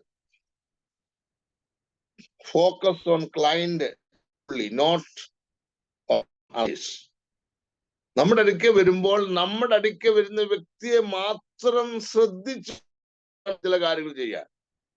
എന്നിട്ട് നമ്മുടെ ശ്രദ്ധ വേറൊരിടത്തോട്ട് പോകല്ലേ. മനസ്സിലായോ? ഒരു ഡോക്ടർ അടുക്കൽ ഒരു രോഗി വരുമ്പോൾ ആ രോഗിയുടെ കാര്യമാണ് ആദ്യം ശ്രദ്ധിക്കേണ്ടത്. മറ്റു പലതും ശ്രദ്ധിച്ചാൽ മരുന്ന് മാറി കുത്തിവെക്കേണ്ടതായിട്ട് വരും, അപകടം സംഭവിക്കും, അല്ലെ? ഒരുപാട് വിഷയങ്ങളുണ്ട്. അതുകൊണ്ട് കക്ഷി കേന്ദ്രീകൃതമായിരിക്കണം നമ്മുടെ കൗൺസിലിങ്ങിന്റെ ആദ്യത്തെ സ്റ്റെപ്പ് എന്ന് പറയുന്നത്. 2, ബിഹേവിയറൽ കൗൺസിലിംഗ്. നമ്മുടെ പെരുമാറ്റ രീതി, നമ്മുടെ അടുത്ത് വരുന്നവരുടെ പെരുമാറ്റ രീതി മനസ്സിലാക്കി വേണം ട്രീറ്റ് ചെയ്യാൻ. പെരുമാറ്റം മനസ്സിലാക്കണം. ഉദാഹരണം, നമ്മളൊക്കെ പാർക്കുന്ന വീട്ടിൽ സാധാരണ ഒരാൾ വന്ന് കോളിംഗ് ബെല്ല് അടിക്കുന്നത് പതുക്കെ ഒന്നടിക്കും, നോർമൽ രീതി അല്ലേ? ചില ആളുകളെ കണ്ടിട്ടുണ്ട് ഒറ്റയടിക്ക് ഒരു 5-8 ബെല്ലം കടിക്കും. കോളിംഗ് ബെല്ല് ഇല്ലാത്ത ഒരാളാണെങ്കിൽ കഥയെ പടപടാന്നിങ്ങനെ മുട്ടും. അന്നേരം നമ്മൾ മനസ്സിലായിക്കണം, സാധാരണ നിലയിൽ ഒരു ബെല്ല് അടിക്കുന്ന നോർമൽ വ്യക്തിയാണ്. പടപടാന്നടിക്കുമ്പോൾ അവൻ എന്തോ സംഭവമുണ്ട്, അവന്റെ ഉള്ളിൽ എന്തോ പ്രശ്നമുണ്ടെന്ന് മനസ്സിലാക്കാനുള്ള ഇതുകൊണ്ടായിരിക്കണം. ഞാൻ ഒരു ഉദാഹരണം പറഞ്ഞത് മാത്രമേ ഉള്ളൂ. അന്നേരം പെരുമാറ്റ രീതി മനസ്സിലാക്കണം. പിന്നെ സൈക്കോ അനാലിസിസ്, മനോനില ഗ്രഹിച്ചു വേണം ചെയ്യാൻ. എല്ലാവർക്കും ഒരേ മനോനിലയല്ല, അവരുടെ മനോനില മനസ്സിലാക്കണം. നമ്മുടെ അടുക്കൽ വരുന്ന വ്യക്തിയെ ഫോക്കസ് ചെയ്തായിരിക്കണം നമ്മുടെ ട്രീറ്റ്മെന്റ് തുടങ്ങാൻ. അവരുടെ പെരുമാറ്റ രീതി നമ്മൾ മനസ്സിലാക്കണം, അവരുടെ മനോനില നമ്മൾ മനസ്സിലാക്കണം. മനസ്സിലായോ? ഇനിയും കൗൺസിലിംഗിന്റെ ലക്ഷ്യങ്ങൾ, ദ കൗൺസിലിംഗ് ഗോൾസ്. എന്തിനാണ് കൗൺസിലിംഗ്? നമ്മുടെ അടുത്ത് വരുന്ന ഒരു വ്യക്തിക്ക് എന്തിനാണ് കൗൺസിലിംഗ് കൊടുക്കുന്നത്? ഏതാണ്ട് 37 വർഷമായി ഞാൻ കർത്താവിന്റെ വേലയിൽ നിൽക്കുന്നു. ധാരാളം ആളുകൾ, പ്രായമുള്ളവരെ, ഒത്തിരി പ്രായമുള്ളവരെ റീമാരി ചെയ്യിപ്പിച്ചിട്ടുണ്ട് ഞാൻ. സ്തോത്രം. ഞങ്ങളെക്കാൾ പ്രായമുള്ള പലരെയും കല്യാണം കഴിപ്പിച്ചിട്ടുണ്ട്. രണ്ടാമത് പറഞ്ഞാൽ ഒരു ഭാര്യയും ഭർത്താവും വർഷങ്ങളായി പിണങ്ങി നിൽക്കുന്നവരെ ഒന്നിപ്പിച്ചിട്ടുണ്ട്. എന്തിനാണ് കൗൺസിലിംഗ് ചെയ്യുന്നത്? ഒന്ന്, നമ്മുടെ അടുക്കൽ വരുന്ന ഏത് വ്യക്തിക്കും ആത്മധൈര്യം പകർന്നു കൊടുക്കണം. സ്പിരിച്വൽ എൻകറേജ്മെന്റ് അല്ലെ സ്പിരിച്വൽ കറേജ്, ആത്മധൈര്യം നമ്മൾ കൊടുക്കണം. ഒന്നാമത്തെ ലക്ഷ്യമാണ്. നമ്മൾ അടുക്ക വരുന്നവനെ വിശ്വാസത്തിൽ നിന്ന് നശിപ്പിച്ച്, ശുശ്രൂഷയിൽ നിന്ന് നശിപ്പിച്ച് എന്നേക്കുമായിട്ട് നരകത്തിലോട്ട് തള്ളിയിടുന്ന പരിപാടിയല്ല കൗൺസിലിംഗ്. നമ്മുടെ അടുക്കൽ വരുന്നവൻ എന്ത് ചെയ്യണം? ആത്മധൈര്യം പകർന്നു കൊടുക്കുവാൻ ദൈവദാസന്മാർ തയ്യാറാകണം. കുഴപ്പമില്ല സഹോദര, നമുക്ക് പ്രാർത്ഥിക്കാം. അത് പറയുമ്പോൾ തന്നെ ഒരു ആശ്വാസമല്ലേ? ദൈവം അറിയാതെ നമ്മുടെ തലയിൽ ഒരു മുടി പോലും കൊഴിഞ്ഞു പോകുന്നില്ല. ദൈവം നമ്മുടെ സങ്കേതവും ബലവും കഷ്ടങ്ങൾ അവന് ഏറ്റവും അടുത്ത തുണയാവുന്നു. കർത്താവ് പറഞ്ഞിട്ടുണ്ടല്ലോ, നിങ്ങളുടെ ഹൃദയം കലങ്ങിപ്പോകല്ലേ. ഇതൊക്കെ അങ്ങോട്ട് പറയുമ്പം അവന് ആത്മധൈര്യം കിട്ടുകയാണ്. മനസ്സിലായോ?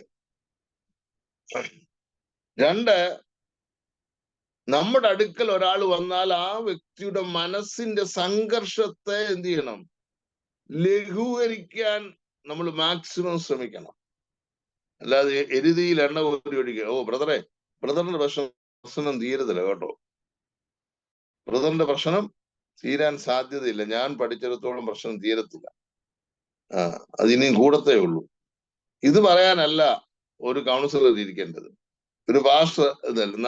ഒരാളുടെ ഭാവി നിശ്ചയിക്കുന്നത് നമ്മളാണോ? ദൈവമാണ് നിശ്ചയിക്കുന്നത്. ഒരു പ്രശ്നം മാറുമോ ഇല്ലയോ എന്ന് തീരുമാനിക്കേണ്ടത് ദൈവമാണ്, നമ്മളല്ല. അന്നേരം മനസ്സിന്റെ സംഘർഷത്തെ ലഘൂകരിച്ച് കിട്ടണം. അത് സംഘർഷം ഉള്ളതുകൊണ്ടല്ലേ, അതിന് മാനസികമായി പ്രശ്നങ്ങൾ ഉള്ളത് കൊണ്ടാണ് നമ്മളിലേക്ക് വരുന്നത്. അന്നേരം അവന്റെ പ്രശ്നത്തെ എന്ത് ചെയ്യണം? ലഘൂകരിക്കണം. 3, നമ്മുടെ അടുക്കൽ വരുന്ന വ്യക്തി അവൻ ആരാണെന്ന് അവനെ കൊണ്ട് തന്നെ മനസ്സിലാക്കണം, സ്വയം തിരിച്ചറിയണം. മനസ്സിലായോ?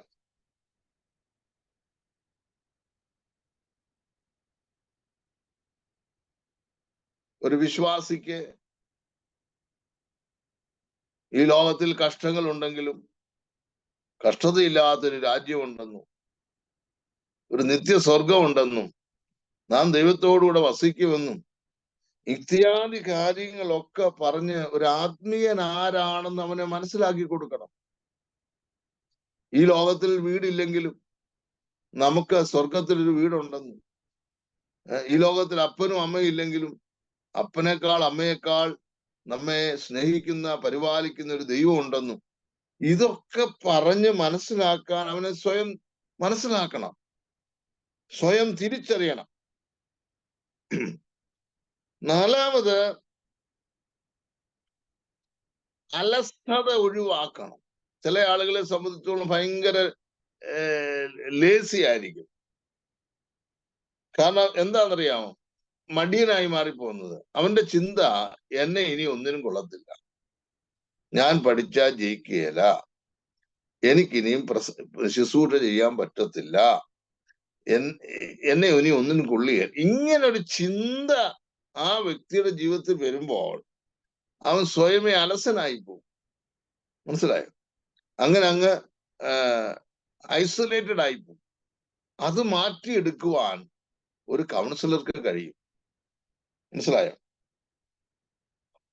ചില ആളുകളെ സംബന്ധിച്ചിടത്തോളം ഒരു തീരുമാനം എടുക്കാൻ പ്രാപ്തിയുള്ളവരായിരിക്കുകയില്ല. ഇപ്പോൾ ഈ +2 ഒക്കെ പാസ്സായ ചില കുഞ്ഞുങ്ങളെ സംബന്ധിച്ച് എഞ്ചിനീയറിങ്ങിന് പോകണോ, മെഡിക്കൽ ലൈനിൽ പോകണോ, അല്ലെങ്കിൽ മറ്റെന്തെങ്കിലും പോകണോ, അവർ കൺഫ്യൂഷനാണ്. നമ്മുടെ അടുത്ത് വരുന്ന ഒരു സ്റ്റുഡന്റിന്റെ എബിലിറ്റി നമ്മൾ മനസ്സിലാക്കണം. അവനോട് തന്നെ നമ്മൾ സംസാരിക്കുമ്പോൾ മനസ്സിലാകും, ഞാൻ മെഡിക്കലിൽ പോയാൽ ശരിയാകത്തില്ല, എന്റെ ഡിപ്പാർട്ട്മെന്റ്, എന്റെ കഴിവെന്ന് പറഞ്ഞാൽ കമ്പ്യൂട്ടറിനുമായി ബന്ധപ്പെട്ടതാണ്, അല്ലെങ്കിൽ എന്റെ കഴിവ് എഞ്ചിനീയറിംഗ് തലത്തിലുള്ളതാണ് എന്ന് മനസ്സിലാക്കി ഒരു 10 ഓപ്ഷൻ മുമ്പിലുണ്ടെങ്കിൽ അവൻ തിരഞ്ഞെടുക്കാൻ പറ്റുന്ന ഓപ്ഷൻ അവൻ തന്നെ തിരഞ്ഞെടുക്കണം, നമ്മളല്ല തിരഞ്ഞു കൊടുക്കേണ്ടത്. ഒരു കൗൺസിലർ എപ്പോഴും അറിയേണ്ടത്, നമ്മളല്ല തീരുമാനം പറയേണ്ടത്, കൗൺസിലിൽ തന്നെ തീരുമാനം എടുക്കണം. അതെപ്പോഴും ഓർക്കണം. മനസ്സിലായോ? ഞാൻ ഇങ്ങനെ കേട്ടിട്ടുണ്ട്, ചില തീരുമാനങ്ങൾ എപ്പോഴും അവർ തന്നെ എടുക്കുന്നത്. വർഷങ്ങൾക്ക് മുമ്പ് ഒരു ദൈവദാസൻ ഒരു വീട്ടിൽ ചെന്ന് ഹസ്ബൻഡും വൈഫും പിണങ്ങിയിരിക്കുക. എങ്കിലും പാസ്റ്ററെ പിണക്കൊന്നും അറിയിക്കാതെ ആ വീട്ടിലെ വാത്സല്യ സഹോദരി ഒരു ചായയൊക്കെ ഉണ്ടാക്കി പാസ്റ്റർ കൊടുത്തു. പക്ഷെ ഹസ്ബൻഡ് പാസ്റ്ററോടൊക്കെ മിണ്ടുന്നുണ്ട്. ഇവര് തമ്മിൽ പാസ്റ്റർക്ക് മനസ്സിലായി, ഇവിടെ ഹസ്ബൻഡ് ആൻഡ് വൈഫ് അത്ര യോജിപ്പിലല്ല. ഉടനെ പാസ്റ്റർ കാര്യങ്ങളൊക്കെ തിരക്കിയതിന് ശേഷം പാസ്റ്റർ പറഞ്ഞു, ഞാൻ അടുത്ത ആഴ്ച വ്യാഴാഴ്ച നെക്സ്റ്റ് തേഴ്സ്ഡേ ഞാൻ നിങ്ങളുടെ പ്രശ്നം പരിഹരിക്കാൻ വരും എന്ന് പറഞ്ഞു. ആ വീട്ടുകാർക്ക് വലിയ സന്തോഷമായി, പാസ്റ്റർക്ക് സന്തോഷമായി. പാസ്റ്റർ അങ്ങ് പോയി. പാസ്റ്റർ പോയി കഴിഞ്ഞപ്പോൾ ഈ ഭാര്യയും ഭർത്താവിനും കുറ്റബോധം ഉണ്ടായി. അച്ഛാ, നമ്മുടെ പ്രശ്നത്തിന് പാസ്റ്റർ എന്തിനാണ് ഇടപെടുത്തുന്നത്, നമുക്കങ്ങ് പരിഹരിച്ചു പോയാൽ പോരെ എന്ന് പറഞ്ഞ് അവർ അന്ന് തന്നെ, പാസ്റ്റർ പോയ അന്ന് തന്നെ വിഷയം എന്ത് ചെയ്തു, പരിഹരിച്ച് അവർ നിരന്നു. അവരുടെ പണ്ടത്തെ ആ സ്നേഹത്തിൽ അവർ മടങ്ങി. പാസ്റ്റർ ഇങ്ങനെ ദിവസങ്ങൾ എണ്ണി നിൽക്കുക, നെക്സ്റ്റ് തേഴ്സ്ഡേയിൽ വന്ന് വിഷയം പരിഹരിക്കാൻ. അങ്ങനെ പറയപ്പെട്ട ദിവസം പാസ്റ്റർ അവിടെ ചെന്നപ്പം ഇവര് രണ്ടുപേരും കൂടെ ഭയങ്കര സ്നേഹവും വർദ്ധമാനവും ഒക്കെ കണ്ട് പാസ്റ്റർ അന്തം വിട്ടുപോയി. നിങ്ങൾ തന്നെ അങ്ങ് യോജിക്കാനാണ്, പിന്നെ എന്നെ വിളിച്ചു വരുത്തേണ്ട കാര്യമില്ലല്ലോ. മനസ്സിലായോ? പാസ്റ്റർ ദേഷ്യപ്പെട്ട് പാസ്റ്റർ അങ്ങ് പോയി. അങ്ങനെ ആകാൻ പാടില്ല. നമ്മളല്ല തീരുമാനം എടുപ്പിക്കേണ്ടത്, അവര് തന്നെയാണ് തീരുമാനം എടുക്കേണ്ടത്. മനസ്സിലായി? സ്വയം എപ്പോഴും നമുക്ക് ഗുണദോഷങ്ങൾ പറയാം, അഡ്വൈസ് പറയാം, തീരുമാനങ്ങൾ എടുക്കാൻ അവരെ നമ്മൾ പ്രേരിപ്പിക്കുകയാണ്. അവരാണ് ചെയ്യേണ്ടത്. അത് ഓർത്തോ? അല്ല നമ്മൾ പറയുന്നത് ചെയ്യാവൂ, അത് പാളിപ്പോവും. അങ്ങനെ ചെയ്യാൻ പാടില്ല. മനസ്സിലായോ? അന്നേരം വിവാഹം കഴിച്ച ഭാര്യ ഭർത്താക്കന്മാരുടെ ജീവിതത്തിൽ അപ്പനും അമ്മയും അല്ല തീരുമാനം എടുക്കേണ്ടത്, അവരാണ് തീരുമാനം എടുക്കേണ്ടത്. അത് അവർക്ക് വിട്ടുകൊടുക്കുക എന്നുള്ളതാണ്. ഇന്ന് പല കുഞ്ഞുങ്ങളിലെ പ്രശ്നങ്ങൾ എന്നാന്നറിയാമോ? അവർ കല്യാണം കഴിച്ച് വീട്ടിൽ വരും, അപ്പനും അമ്മയുമാണ് അവരുടെ കുടുംബകാര്യത്തിലെ തീരുമാനങ്ങൾ പറയുന്നത്. അത് വാളിപ്പോവും. അത് അവരാണ് ചെയ്യേണ്ടത്. വേറെ ആരുടെ ഇൻഫ്ലുവൻസ് നമ്മുടെ ഫാമിലി ലൈഫിൽ വരാൻ പാടില്ല. പിന്നെ വെല്ലുവിളികളെ നേരിടുന്നത് ഒരു നല്ല ലക്ഷ്യമാണ്. ചലഞ്ചസ് ഉണ്ട് മനുഷ്യന്റെ ജീവിതത്തിൽ. പഠിക്കുന്ന കാര്യത്തിൽ ചലഞ്ചസ് ഉണ്ട്, ശുശ്രൂഷയുടെ കാര്യത്തിൽ വെല്ലുവിളിയുണ്ട്. നമ്മുടെ KC മനോജ് ഭാഷക്ക് ഒത്തിരി പരസ്യവും നടത്തുന്ന ആളാണ്. പരസ്യവും നടത്തുമ്പോൾ പല വെല്ലുവിളികൾ വരാം. അന്നേരം വെല്ലുവിളികളെ സ്വയം നേരിടുന്നതിന് നമ്മെ പ്രാപ്തരാക്കുന്നതാണ് ഈ കൗൺസിലിംഗ് എന്ന് പറയുന്നത്.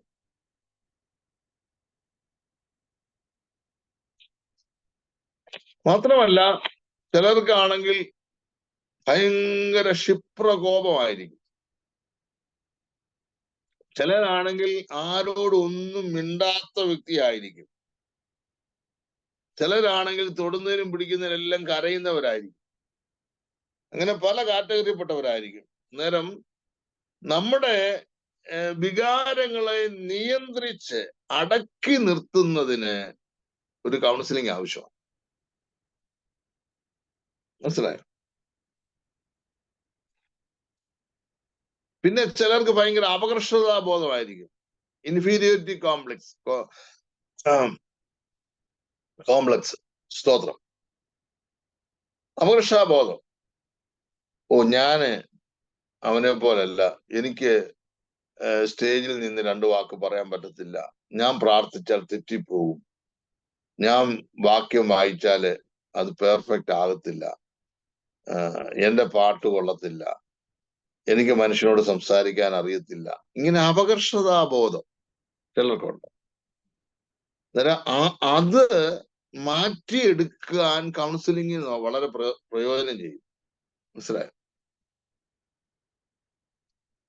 ഞാൻ ആദ്യ കാലങ്ങളിലൊക്കെ പ്രസംഗിക്കുന്ന 2 കണ്ണും കൊണ്ട് മുറുക്കി അടച്ച്, ആരെ എനിക്ക് കാണാൻ പറ്റത്തില്ല, അതുപോലെ 2 കണ്ണും എത്രയും മുറുക്കി അടയ്ക്കാമോ അത്രയും മുറുക്കി അടച്ചാണ് 2 വാക്ക് പറയുന്നത്, പ്രസംഗിക്കുന്നത്. പഴയ കാലത്ത് തുടക്കത്തിൽ. പിന്നെ വചനമൊക്കെ പഠിച്ചു വന്നപ്പോഴാണ് പറഞ്ഞത് എല്ലാവരെയും നോക്കി വേണം പ്രസംഗിക്കാൻ. ഇപ്പോഴും ചിലർ കണ്ണടച്ച് പ്രസംഗിക്കാൻ കണ്ടിട്ടുണ്ട്. നമ്മളെ എല്ലാവരും കാണുന്ന പോലെ നാമും എല്ലാവരെയും കാണുന്നു, അല്ലേ? നാമും എല്ലാവരെയും കാണണം. കണ്ണടച്ച് പ്രസംഗിക്കില്ല ആരും. കണ്ണ് തുറന്നേ പ്രസംഗിക്കാവും. പ്രാർത്ഥിക്കുമ്പോൾ കണ്ണടച്ചോണം. പിന്നെ പഠന പ്രശ്നങ്ങൾ പരിഹരിക്കുന്നതിന് എഡ്യൂക്കേഷനിൽ ഒരുപാട് പ്രോബ്ലംസ് ഉണ്ട്. ചില കുഞ്ഞുങ്ങൾ ട്യൂഷന് പോവാന്ന് പറഞ്ഞാൽ പോയാൽ ട്യൂഷനൊന്നും പോകത്തില്ല. കൂട്ടുകാർ കൂടി എവിടെയെങ്കിലും കലുങ്കയിലോ അല്ലെ മരത്തിന് ചുവട്ടിലോ ഒക്കെ ഇരുന്ന് വർത്തമാനം പറഞ്ഞിട്ടോ തിരിച്ചു വരും. അപ്പനും അമ്മയും ഇതൊന്നും അറിയത്തില്ല. ചിലർ സ്കൂളിലോ കോളേജിലോ ഒക്കെ പോയാൽ ക്ലാസ് കട്ട് ചെയ്ത് അവരുടെ വഴിക്ക് പോകും. പിന്നെ അറിയുന്നത് ഇവൻ പഠിക്കുന്നില്ല, അവൻ ഇന്നോരാ. അന്നേരം പഠന പ്രശ്നങ്ങൾ പരിഹരിക്കുന്നതിന് ഒരു കൗൺസിലറിന്റെ അടുത്ത് വിദ്യാർത്ഥികൾ വരുന്നത് തെറ്റില്ല. പിന്നെ last one, personal development and mature growth. വ്യക്തിപരമായിരിക്കുന്ന ഉയർച്ചയ്ക്കും പക്വതയുള്ള വളർച്ചയ്ക്കും കൗൺസിലിംഗ് വളരെ അത്യാവശ്യമാണ്. Personal development and mature growth. ഇനി ഒരു ഭാഗം കൂടെ പറഞ്ഞ ഈ ക്ലാസ് നിർത്തും. ബാക്കി നമുക്ക് അടുത്ത ക്ലാസ് പഠിക്കാം. കൗൺസിലിംഗിന് വിവിധ ഘട്ടങ്ങളുണ്ട്. ഒറ്റ ദിവസം കൊണ്ട് കൗൺസിലിംഗ് പൂർത്തിയാകത്തില്ല. നമ്മുടെ നാട്ടിൽ ചില രോഗങ്ങൾക്ക് ചില ഒറ്റമൂലി കൊടുക്കത്തില്ല. ആ ഒറ്റമൂലി പരിപാടി കൗൺസിലിംഗിന് ഇല്ല. ഒന്ന്, നമ്മുടെ അടുക്കൽ ഒരാൾ വരുമ്പോൾ കൗൺസിലർ കൗൺസിലിംഗുമായിട്ട് ഒരു ബന്ധം സ്റ്റാർട്ട് ചെയ്യാണ്. ബന്ധത്തിന്റെ തുടക്കം ഫസ്റ്റ് അതാണ്. പേഴ്സണൽ റിലേഷൻഷിപ്പ്, ബന്ധത്തിന്റെ തുടക്കം. എങ്ങനാ നമ്മൾ ഒരാളെ കാണുമ്പോൾ ഒരു ബന്ധം സ്ഥാപിക്കുന്നത്? എങ്ങനാ? ബ്രദർ സ്നാനപ്പെട്ടോന്നാണോ ആദ്യം ചോദിക്കുന്നത്? നമ്മൾ ഒരാളെ കാണുമ്പോൾ നമ്മളൊരു ബന്ധം തുടങ്ങുന്നത് എങ്ങനാ എന്ന് പറഞ്ഞേ. നോഹ ബ്രദറെ, നോഹ ഒരാളെ കാണുമ്പോൾ എന്തുവാ ചോദിക്കുന്നത്? ആദ്യം ആദ്യം ആളുടെ പേര് ചോദിക്കും. പിന്നെ ആദ്യം പേര് ചോദിക്കും. പിന്നെ എവിടാ താമസിക്കുന്നത്, എവിടുന്നാ എവിടാ വരുന്നത്, ഇങ്ങനൊക്കെ. ആദ്യം അതാണ് ചോദിക്കുന്നത്. ഒരു എന്ത് ചെയ്യുന്നു. ബന്ധം സ്റ്റാർട്ട് ചെയ്യും. അന്നേരം ഇതൊക്കെ ചോദിച്ചു വരുമ്പോൾ നമുക്ക് മനസ്സിലാകും ഇദ്ദേഹം ആരാണെന്നൊക്കെ ഒരു ഐഡിയ. ആദ്യം ബന്ധത്തിന് തുടക്കം. സെക്കൻഡ് വൺ, ഒരു കൗൺസിലറെ സമീപിച്ചിരിക്കുന്ന വ്യക്തിയെ നന്നായി മനസ്സിലാക്കാൻ ശ്രമിക്കണം. നന്നായി മനസ്സിലാക്കാൻ ശ്രമിക്കണം. നമ്മുടെ അടുക്കൽ ആരാണ് വന്നത് മനസ്സിലാക്കണം. ഞാൻ 1986 കോതമംഗലം ആയക്കാട് എന്ന് പറഞ്ഞ സ്ഥലത്ത് ഒരു സഭയുടെ ശുശ്രൂഷനായിരുന്നു. ഞാൻ വളരെ യങ്ങാണ്, ഞാനത് വിവാഹം കഴിച്ചിട്ടില്ല. അവിടെ ഒരു വിശ്വാസി ഉണ്ടായിരുന്നു. അദ്ദേഹം ഇലക്ട്രിസിറ്റി ബോർഡിലെ എക്സിക്യൂട്ടീവ് എഞ്ചിനീയറാണ്, ഒരു ഉന്നത ഉദ്യോഗസ്ഥനാണ്.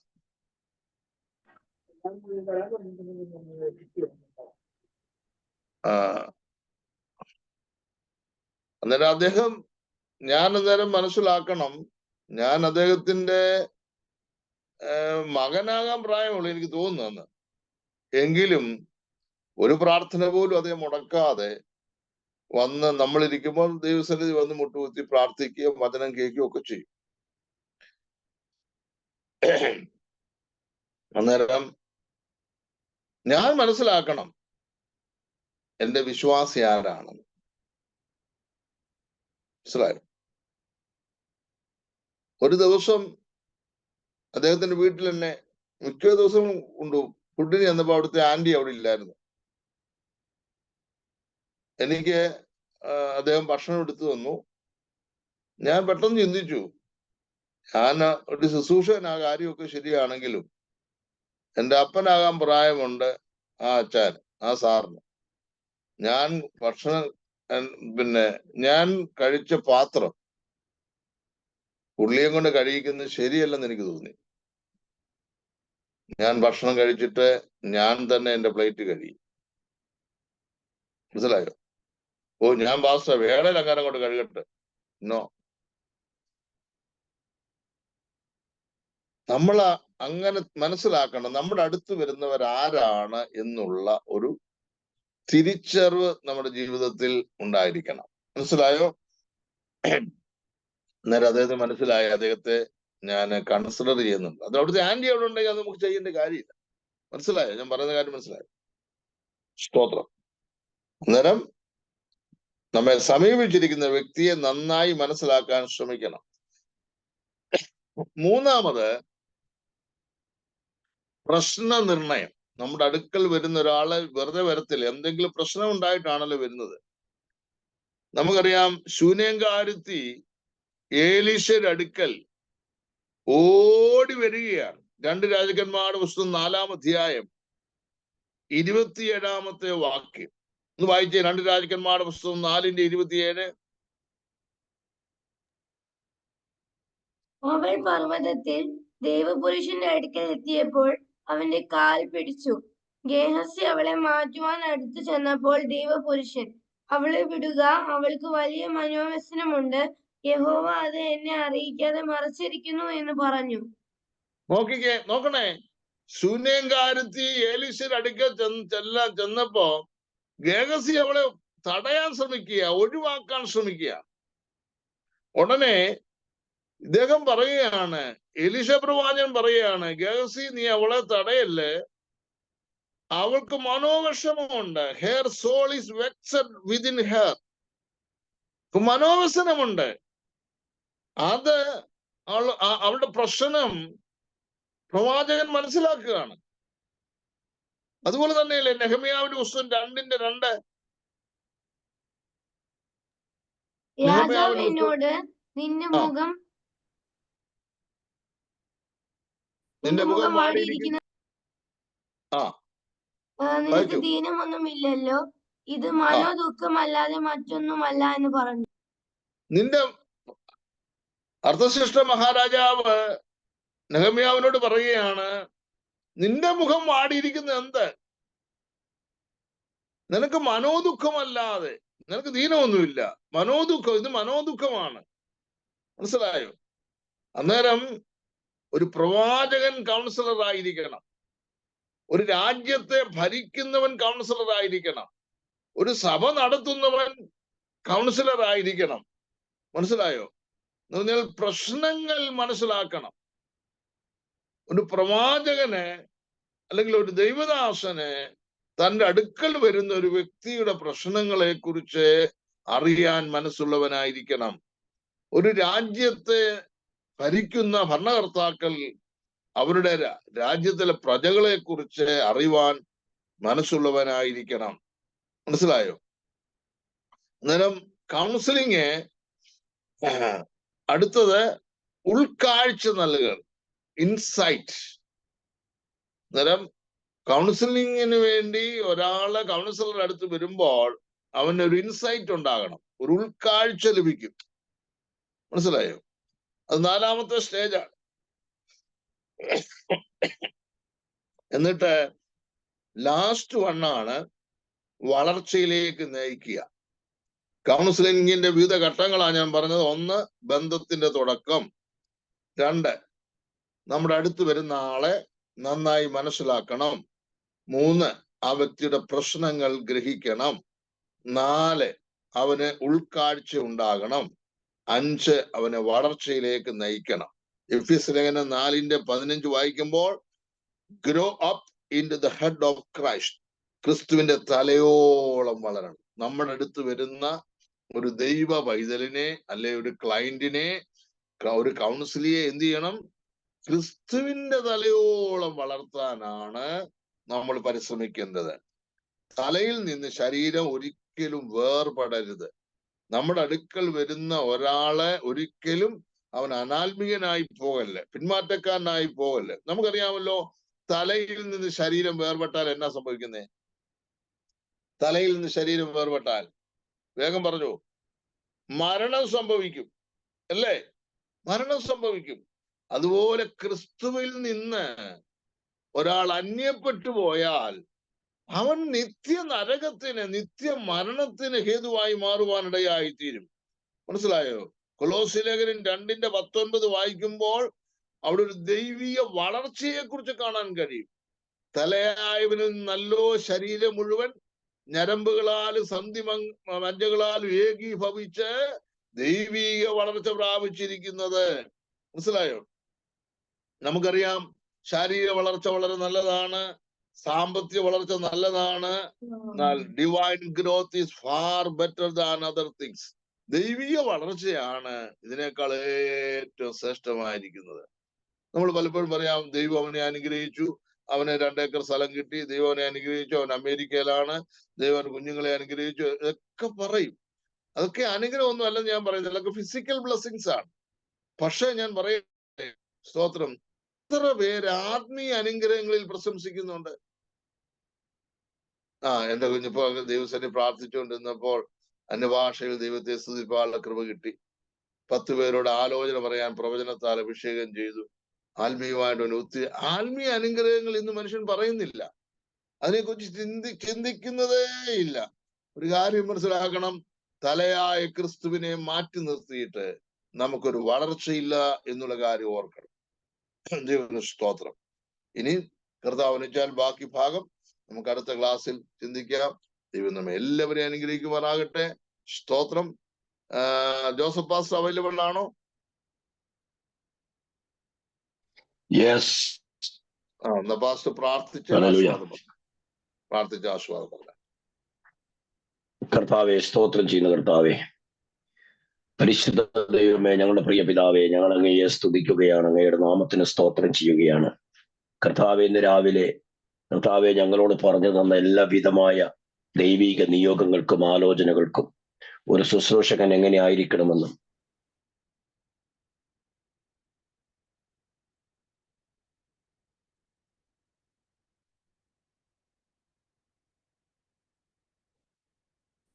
കർത്താവ് എങ്ങനെ അത് പെരുമാറണമെന്നും ഒരു കൗൺസിലർ എങ്ങനെ ആയിരിക്കണമെന്നും ഒക്കെ ഞങ്ങളെ കേൾപ്പിച്ച ദൈവമേ, ഇന്ന് സമർപ്പിക്കുന്ന കർത്താവ്, കർത്താവ് ഞങ്ങളുടെ വേലയിലായിരിക്കാൻ ഞങ്ങളെ സമ്പൂർണ്ണമായി സമർപ്പിക്കട്ടെ കർത്താവെ. ആമേൻ. വിശേഷ കർത്താവ് ക്ലാസ് എടുത്താക്കളുടെ ദൈവദാസിനെ അനുഗ്രഹിക്കണം. ദൈവക്കൾ ഞങ്ങൾ കേട്ടത് ഒഴുകിപ്പോകാതെ, ഞങ്ങൾ കേട്ടത് ഞങ്ങളുടെ ശുശ്രൂഷയ്ക്ക് പ്രയോജനമാകുവാൻ, അനേകരെ താങ്ങി ക്രിസ്തുവിൽ ഉറപ്പിക്കുവാൻ പരിശുദ്ധാത്മാവ് ഞങ്ങളെ സഹായിക്കണമെന്ന് കർത്താവിനോട് ഞങ്ങൾ പ്രാർത്ഥിച്ച് ഞങ്ങളെ തന്നെ സമർപ്പിക്കുന്നു. ഞങ്ങളെക്കുറിച്ചുള്ള കർത്താവിന്റെ ആ നല്ല പദ്ധതികൾക്കായി സ്തോത്രം, സ്തോത്രം. യേശു ക്രിസ്തുവിന്റെ അൻപുള്ള നാമത്തിൽ പരിശുദ്ധരായ ഞങ്ങളുടെ നല്ല പിതാവേ, ആമേൻ. പിതാവായ ദൈവത്തിന്റെ സ്നേഹവും പുത്രനായ ക്രിസ്തുയേശുവിന്റെ കൃപയും പരിശുദ്ധാത്മാവാൻ ദൈവത്തിന്റെ സാന്നിധ്യവും ആലോചനയും ഇന്ന് പകൽക്കാലം കർത്താവെ വചനം പഠിച്ച് കേട്ട് കടന്നു വന്ന ഞങ്ങളുടെ എല്ലാവരുടെ കൂടെയും ഈ ശുശ്രൂഷ കർത്താവ് നേതൃത്വം കൊടുത്ത കർത്തദാസിന്റെ കൂടെയും ഭൂമിയിലുള്ള എല്ലാ വിശുദ്ധന്മാരുടെ കർത്താവായ നിശ്ചിതവുമായ യേശു ക്രിസ്തുവിന്റെ മേഘപ്രത്യക്ഷത വരെ എന്നേക്കും ഉണ്ടാകുമാറാകട്ടെ. ആമേൻ, ആമേൻ. ജയം നൽകിയ ദൈവം. Hallelujah, hallelujah, hallelujah. ദൈവം നമ്മെ എല്ലാവരും സഹായിക്കട്ടെ. സ്തോത്രം. ഏലിയാമ്മ സിസ്റ്റർക്ക് ഇന്ന് ഡ്യൂട്ടി ഇല്ലായിരുന്നോ?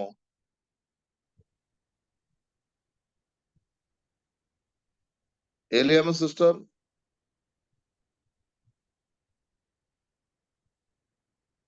ഓക്കെ.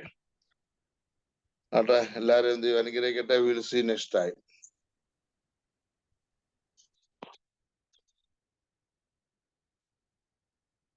Price Lord. ഞാൻ ചോദിക്കുമായിരുന്നു ഇന്ന് ഡ്യൂട്ടി ഇല്ലായിരുന്നു.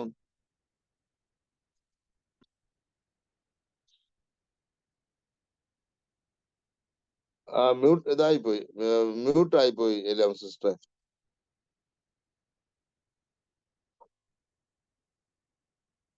എന്താ പറഞ്ഞ കേട്ടില്ല. ഇന്ന് ഡ്യൂട്ടി ഇല്ലായിരുന്നോ എന്ന് ചോദിച്ചതേ ഉള്ളൂ. ഡ്യൂട്ടിയില്ല, ഞാൻ നേരത്തെ വന്ന് ഇന്ന് ആദ്യം തിരക്കില്ല.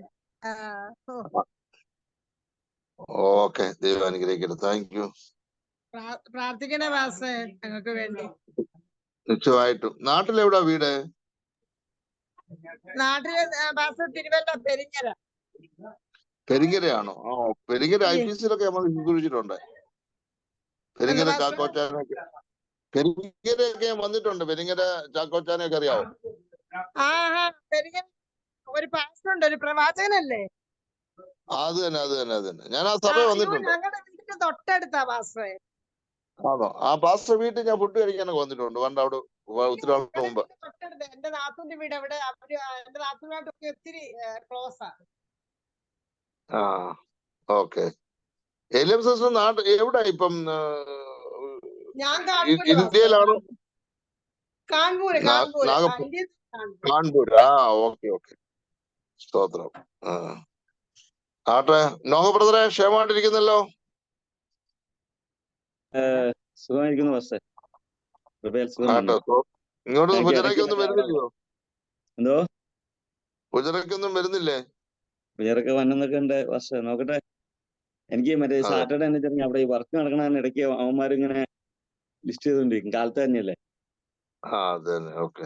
അവിടെ ആൾക്കാർ വർക്ക് ചെയ്യുന്നുണ്ട്. അങ്ങനെ അവൻ ഇതുണ്ട് വരണമെന്നുണ്ട്.